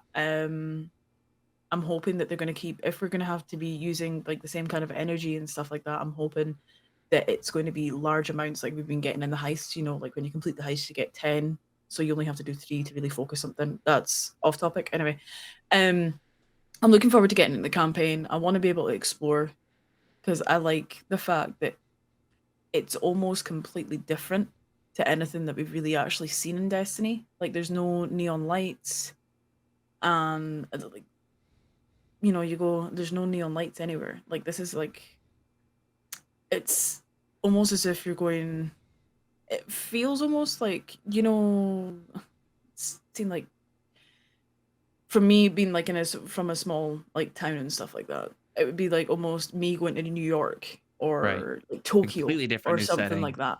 New setting, and I'm really excited to get into some of these guns. The exotics are looking cool and everything like that. So yeah, I just want to get my hands on it. Just, Yeah, we wish it let's was get tomorrow, in of there. course. Yeah, I just want Not to too get far. into We're just it. only a little over a week away. Yeah, it's so close. It's almost here. From Lightfall. So I had to sell something to purchase it. Who knows? But I'll buy it for you. I got no, you. you're not. But I'm gonna, this might be a hot take. I don't know, but I think that Neo Muna is gonna be the best social space type area since the Dreaming City. I think it's gonna by far be the coolest, most secretive area that we've had since the Dreaming City. You know, you guys remember going through the Dreaming City, finding all these new things every day, and there's just so many things. It literally on a 3-week cycle of looking different. I think that Neo Moon is going to have that special kind of feel to it as well too, and I'm excited for it. And I think it's going to be a great space. And I will be definitely hopping in the campaign and then doing some exploring and stuff as time goes on, like taking my time with the campaign and going off here and there and just seeing all these cool things and hopefully getting grabbed by a tormentor, you know? Yeah. We're all talking about the campaign. Before we get into this next fun game we're about to do, this can be hot take number one, half hot take, because this has been a big topic. Okay. Bungie said that we can play the campaign through once, and you can that's pay right. to skip it on your other characters. Is that like, what's everyone's opinion? Is that right? Is that wrong? Is it make sense? Like, it's a fundamental thing that should just be changed anyway. Should we have to pay for that? What's everybody thinking about that? That's a spicy one, man. It is. I, let me get that on screen. Go ahead. I only have one thought, and that's going back to Destiny 1. Destiny 1, you got the power boosters for your alt characters. You got like a single power booster to bring a character up for like campaigns at the time. It didn't bypass the campaign completely, but it was part of the paid content. I'm surprised they didn't just give us something similar. Something that they've kind of played down was, over the seasons especially, was having to do the same steps on each character. I remember as far back as Black Armory, that was like a problem in the game because that was a tedious quest to go through on the Black, if I remember correctly, again, for Black Armory. And they started giving us things the following seasons. It was like gear upgrades. In fact, that was it. It was Black Armory was a pain in the butt because you had to level up to play the campaign. And the only way to level up was to do core stuff at the time. Then the next season they gave us the fast track. You do a couple of quests and then you get power leveled gear to play the new content. And then they done away with that because they changed the power grinds as the things went on. And now they're presenting us with a total campaign bypass. I don't see why it can't just be, you've done the campaign on one character. Do you want to, you can just optionally opt in to do it on all characters. I think that paying to do that is just, It's silly. It's silly. It's so silly. You're going to play it on your main character anyway, and what if maybe you could skip to the final mission type deal? Like, don't pay for it. You're on your alternate character. Hey, you've already done this on your other character. Just finish this last mission so we can you know kind of like almost like graduate you into the post campaign, you know, storyline and stuff like that. What are your thoughts? I think that would be I would do that. I didn't have to purchase it, but I've already done the campaign. I know the storyline. I know this and that, but maybe I could just do the final mission and get the rewards and just kind of see it, because I'm sure the final mission will be fantastic, and I would want to replay it, you know. So I think, but overall, I think it's stupid. I think it's pointless. We already give Bungie enough money to play their game. That is just so dumb to me to have to purchase a way to skip content that we've already played. So I'm just gonna play it again. That's what Yeah, I'm gonna I do. think it's a misstep because it's kind of like when Xbox came out, the Xbox One, and they thought like we wanted to connect and wanted to do like this whole like thing that gamers didn't really want. This is something that we really want, but we should necessarily not have to pay for it because no one wants. I mean, maybe some people out there do, but my least favorite thing about when new DLCs come out is when I have to go do the whole entire campaign again on both those characters, because I'm usually just doing it because I'm trying to power grind so that I'm raid ready for day one or whatever. So that's probably a small percentage of the people that are actually doing it, but it stinks. I'm just gonna pay for it, and like I'm probably just giving. It's probably I shouldn't pay for it, but I'm just gonna give into it and pay for it because I don't want to do it. I don't want to do the campaign on two other Save you some characters. time. It's gonna Yeah. time is important to me because I don't have a ton of it to play games. Yeah. So if I can Mhm. skip past playing that twice and just get onto the thing I would rather do, which is pinnacle grind or whatever, it's new stuff is there, I'll do it. But I definitely 100% don't feel like we should have to pay for it. It should literally just be like, once you finish the campaign on one character fully, you can skip the other two. I feel like that should be for everything too, like even the seasonal quest stuff.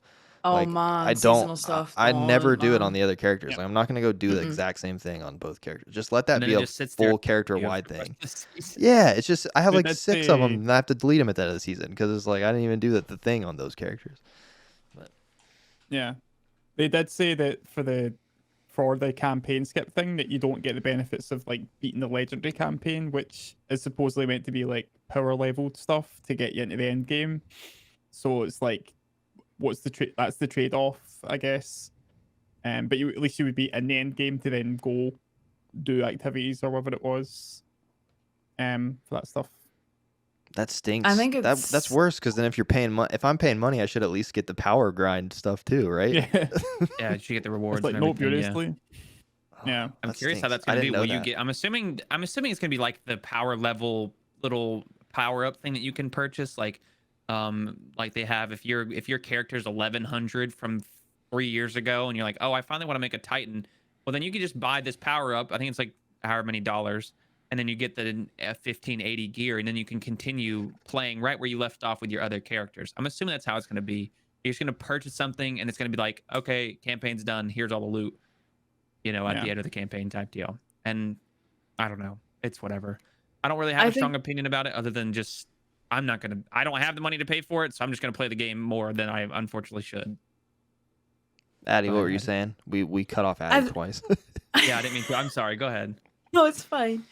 I think it's a bit predatory, frankly. I've been kind of like on stream and stuff. I've been talking about this, like when they release, anytime they've released things and required you to pay for it, I've always been a bit like, I don't like this. Like the whole, it goes back to like paying for the event stuff, like the event special track or whatever, like the Halloween and stuff like that. I never paid for it and I never will. The rewards for it aren't worth it, and I think it's just a money grab. Now I love Bungie, I do, but I'm not about to sit and be like, oh yeah, this is a really good idea. I'm not a shill, right? Having to pay to skip a campaign is not on. I don't think it should be. I think you should have the option to, especially if you have paid for the collector's edition or the deluxe edition. Right. You were Right. already paying out of the arse for like, how much was the collector's edition? The collector's edition was, I think, 100 with code was over plus. $200. Oh wow. Okay. Right? I think it was over 200. Was it? I can't remember. I'm assuming so because the collector's edition without code was like £140, or something. I'm pulling figures a wee bit, but the deluxe edition is 80 quid here, which is roughly about $100 in US. That's $100 here. Yeah. $100. And then they are wanting players to pay more money to skip a campaign that they've technically already paid for. Why are they having to pay more money on top of what they've paid for to be able to get to the end game content? There is no reason that we as players, especially if we have 3 characters, there is no reason that we should be having to pay more to be able to get to endgame. Like it's the same as the seasonal, like you guys have said. I hate the fact that you have to do the seasonal stuff on all 3 characters if you want to get access to the seasonal activities. Like I was going to go play on my Titan because I've been made a Titan main by the community. I was going to play Titan on heists and stuff like that, but this was halfway through the previous season, and I wasn't about to go back and start the seasonal quest from the beginning so that I could get into some seasonal content. I don't like that structure, and the fact is that when you look at the price of emotes, you look at the price of finishers, you look at the price of armor sets, they are making so I personally I think they make an awful lot of money from Eververse itself. It's $10 for an emote. Like for me, back a few years ago, I'd have been, yeah, no, that's fine. I'll pay this much. I'll pay that much. But like when you're looking at it now, especially like to get a wee bit deep, the cost of living crisis that is coming, Right. it's definitely hitting the UK. It must be even worse for you guys in the US, especially as like I don't like, for example, your situation, Maddox, is that you're currently, you're paying your medical bills and stuff like that. Yeah, Shit, yeah. fuck that. Just Like, say we just had a baby. It's very expensive to have a baby. yeah, I was going At to a say, hospital like, here. I can't imagine. Do you know what I mean? Expecting your players to pay more money to skip a campaign that they've already paid for is predatory, and I don't like it. And I don't like the fact that there just seems that they do seem to be trying to squeeze is perhaps maybe the wrong word, but they are trying to get as much money out of their player base as possible. And I know the entire reason that they're doing it. It's that it's more aimed for casual players, I think. It's like a lot of the stuff, it's more aimed for casual players so that they don't have to waste the time to do another campaign and everything like that. And that's, I mean, there's going to be a lot of people that will pay for it. And I'm not going to pay for it. I'll play the campaign 3 times if I have to. You know what I mean? Like it'll be beneficial, I suppose, because you can move your armor over, you can move your high weapons over to your character, you can run it, so on and so forth. But the cost of everything seems to be going up, and I'm not for paying extra to be able to get. I'm miffed about it because I don't believe it is a thing that they should be trying to make us pay for. I agree wholeheartedly, 100%. That's all. All right. So let's get into the last little talking point of the night, the most anticipated one. We'll make it quick. We're trying to meet under 2 hours because we're all human beings. So we got about 15 minutes left. Yeah, So I can hear my child screaming out there. I gotta go help my wife here in a little bit. So I'll let you guys go first because I think we're on totally different pages here. Hot take of the week, as we all talked about the game director's state of the game earlier. Gambit was not really mentioned at all. If anything, just maybe the couple sentences. Gambit should be retired. It should be removed from Destiny 2. It has no place. What are your thoughts? No. Why? Why? I want to hear it. He's not even gonna give you an answer. It's just no. Yeah, she's like, no, you son of a bitch. How dare you bring this up? Gambit is a great place for you to. It's fun. It used to be fun. It's not fun anymore.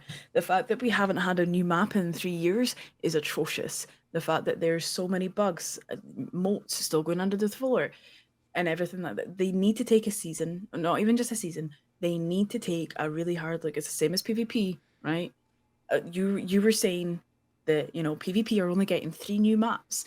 Gambit hasn't had a new one in 3 years. It took over 2 years for a new map to come, which was Disjunction. It took over 2 years for that to come in. And there's only one new map coming in the next year as well, too. The other 2 are reprised. But I understand your frustration. Like I used to be a Gambit main. Do you know what I mean? I used to love Gambit. Season of the Drifter. Yeah. I binged that. The fact is that they have made Gambit now too much like Prime, but without the Prime benefits, and they need to change it. They need to take it out, change it about, make it good again, and just it is genuinely it's a really, really fun game mode with friends, and I love Gambit. I do. In the current state that it's in now, it's frustrating. I think they should take out the armor boxes personally. the heavy ammo boxes, everyone was like, "Oh, that's gonna be really good." No, not when you've got someone Whole team can invading get it heavy every 30 now. Yeah. seconds. Like, I know these arguments are sounding like we should take Gambit out, but Yeah, I it believe does. it is a good it is a good game mode. It is a lot of fun, and it was really innovative when they put it in. It was kind of like a horde mode. It was also a race against time, blah blah blah. Um, I don't think that I think it's become like almost like a staple. If they just put a little love into it, like I had so much fun. And yeah, that's my argument. Like Gambit is fun when you've got a team and when you take away the issues with it.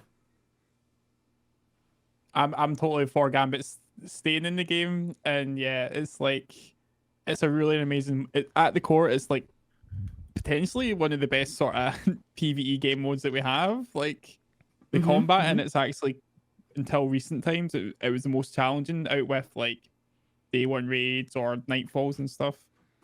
But again, it's just suffered for so long because as the game evolves and it's not getting the changes that it needs, then things become broken in it. It has its own bugs on top of that, and then all the typical issues that we've experienced: no maps, no innovations to how things work. They did have that big pass at it last year. They changed all the rule sets and how things work in the game mode. They That combined kind of the two kind of modes. yeah, The they one. consolidated a lot of stuff, but it still felt kind of stale after a while because of the other issues, no maps and whatnot. I think yeah, if they can put resources in it, it could thrive so much better and for a longer term.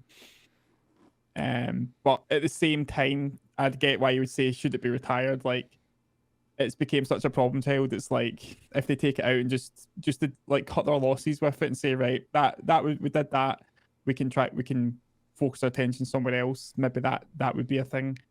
I would love to know if like Bungie have like a Gambit team that works in all the stuff that's going on They there, better or if not. it's They better not have a Gambit team. Yeah, that I'd be if they pissed. had the resources though, like if it didn't affect other departments or people involved with changes like that. Yeah. Luke, Yeah. what are your thoughts, real quick? Before... I personally, so like, no offense to you guys for liking Gambit. I personally have never liked the game mode, and it's because it just stresses me out a little bit whenever I'm like trying to do PvE. And this is why I know it's fun for people. Like I'm doing PvE, but then I'm like stressed that like I'm doing so good. Oh, I'm getting all these modes. Oh, I got sniped in the head by a PvP because it's both. And the only reason I think it should be retired isn't even because it's not fun. I think it's a fun game mode. I think it's just. And it's the same as like this is how I see it. PvE. It's like that meme where it's showing it's the pool and like they have like the little kid and he's like here and then there's another kid that's drowning and there's someone down at the skeleton at the bottom.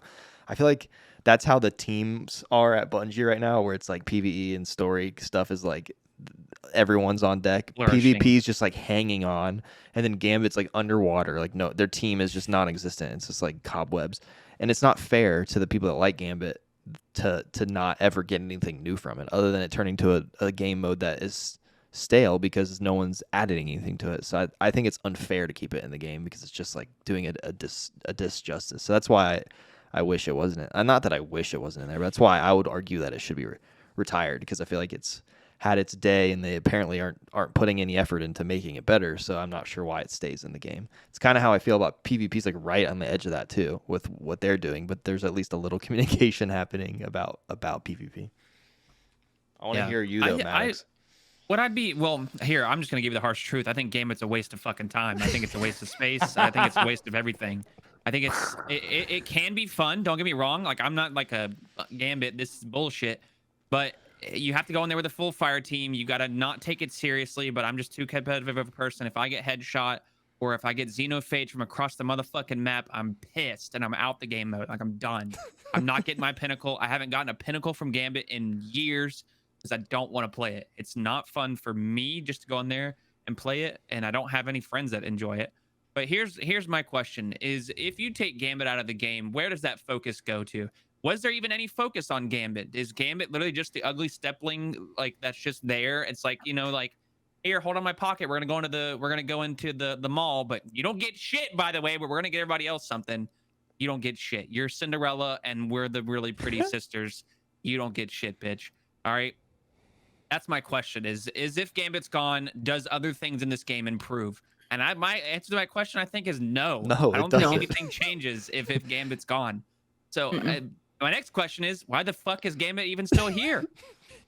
If it's not changing, if it's not evolving with this game, like they want to talk about this game being an ever evolving game, an MMO type deal, but Gambit hasn't been touched in what you said, a couple years maybe. The only thing Gambit gets every season is a new weapon that is just not even good. Like it just doesn't matter.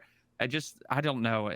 What's weird to me is that Gambit got this flourishing thing that they should have introduced to other places, and that's focusing engrams. Gambit got that first, by the way. I don't know if you guys realize that. You can go get a Gambit engram and you can get a weapon that you want to right off the bat. Why wasn't that in strikes first? Why wasn't that in PvE first? Do you know why? Because they needed more people to play Gambit. It didn't do anything. That's my point. Like, it didn't even bring anybody to Gambit. I had a screenshot of a long time ago, and I'm like, I never even knew this was even a thing. I never knew Gambit even got this update. And I played Gambit for a little bit, and I got these engrams. I'm like, oh, wow. Now I can get this hand cannon I've been trying to get for the last 3 years or whatever, blah, blah, blah. Or I can get a weapon that I don't have yet. Why the hell can't I do this with PvP? Which now it's in PvP, by the way, and which is fantastic. All my time going to PvP is now towards this one weapon that I'm trying to get a god roll for. That's just sitting there waiting for me, but it's my time invested. That didn't bring me to Gambit, and it never will, because it's just not a fun game mode. It's not there's no new maps. There's no new mechanics of anything. It's just the same weapons. It's the same maps. It's the same bosses. I used to be intrigued whenever I was trying to go and find the little meatball to get your malfeasance quest, whatever. I was in Gambit all damn day trying to find that because it was worth my time. It was worth my effort. There was an exotic behind it. There was good armor sets. Then there's Gambit Prime, where you could go and get your armor that made you feel stronger. Like, it just didn't make sense why all that went away. And I want Gambit Prime back. Gambit Prime needs was where to it was be. at.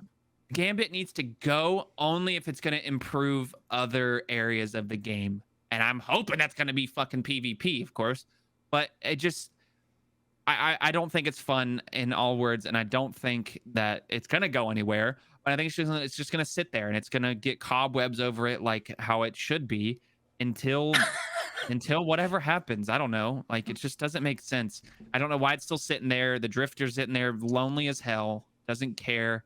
And he's just whatever. I just think it should be gone. I think the resources, and I think the teams, if there is a fucking Gambit team, I swear to God, if there better not be, that they should be redirected somewhere else. Like, it's Addy, all right? Addy's the Gambit team. Good job. Holy shit, Addy! I'm sorry. I've been talking mad shit about you this whole time.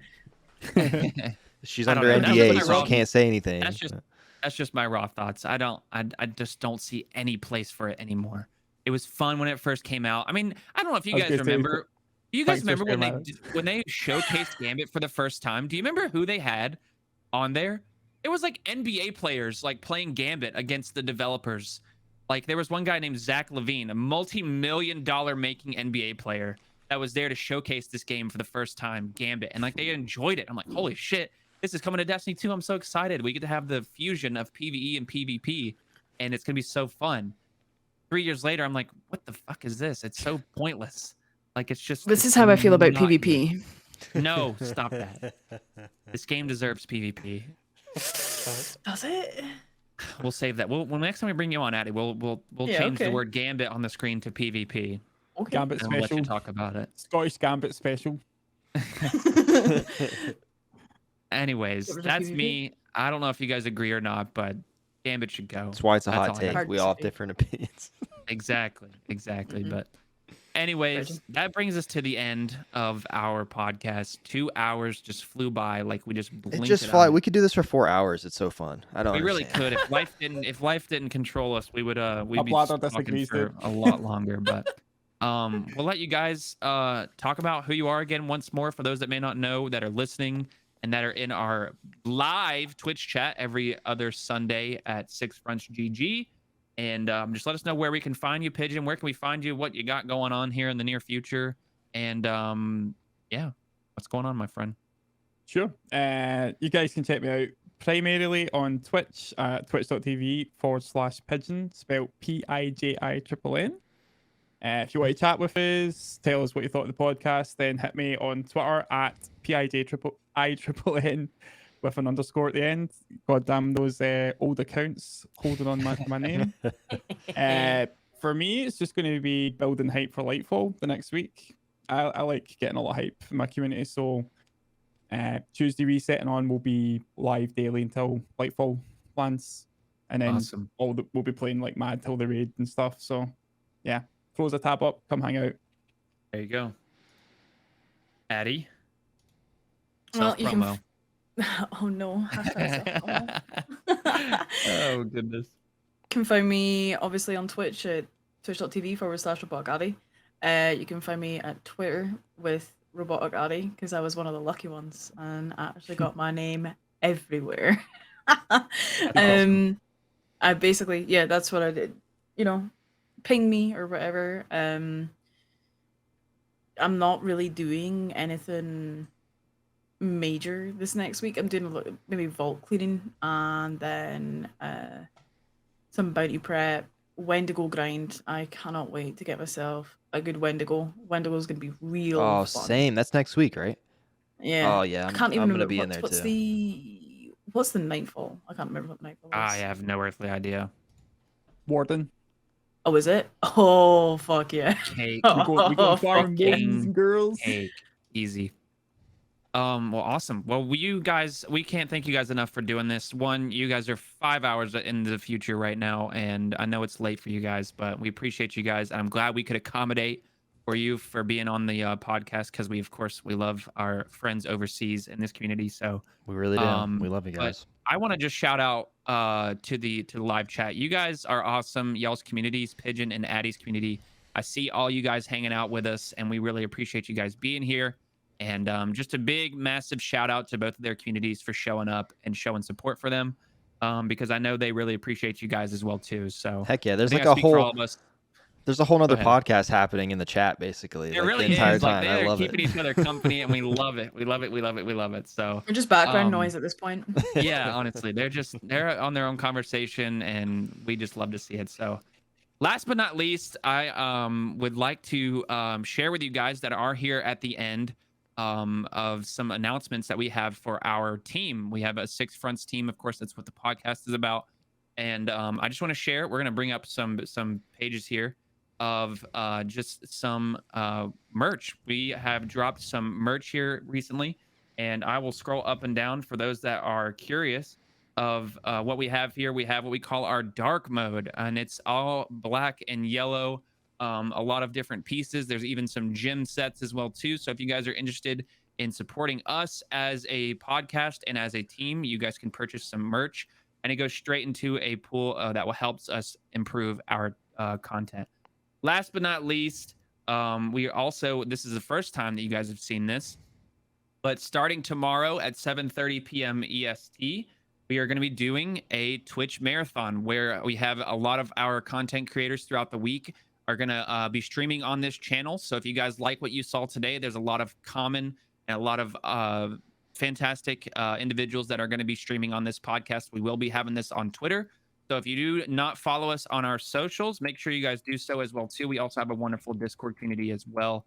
So make sure you guys pop into there. But you guys were part of the first day of the marathon, by the way, which was this podcast. So yeah, good thank job. you guys for being a part of that. Great. But again, it'll be starting tomorrow with me at 7:30 p.m. EST. So my return to streaming. Yeah, dude, we're both doing. You're Monday and then so you're Monday and then I'm Tuesday. I haven't streamed in like Yeah. 6 months. This is gonna be fun. It's been a long time. So, but Addy, Pijinnn, we can't thank you guys enough for being here. And but just thank you. And that's a wrap. That's Anything fun. else you guys would have to say?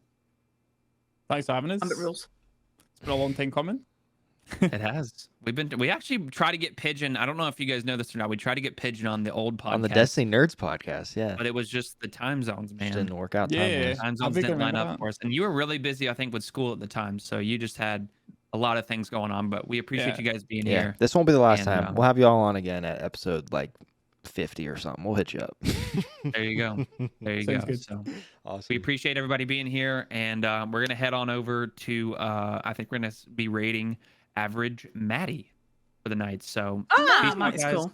We will Heck see you yeah. guys in 2 weeks, and that's after Lightfall. So enjoy your time playing the campaign, and we will see you guys for a very special episode with one of our crewmates, Mr. Nova, is going to be joining us, and we're going to be doing something very special. So gonna be again, fun. follow us on our socials, and all that will be linked in the descriptions and stuff below you. Yeah. So good night, everybody. Hearts to everybody, and Yes. thank you very much. Yeah. See y'all later. Thanks. Bye.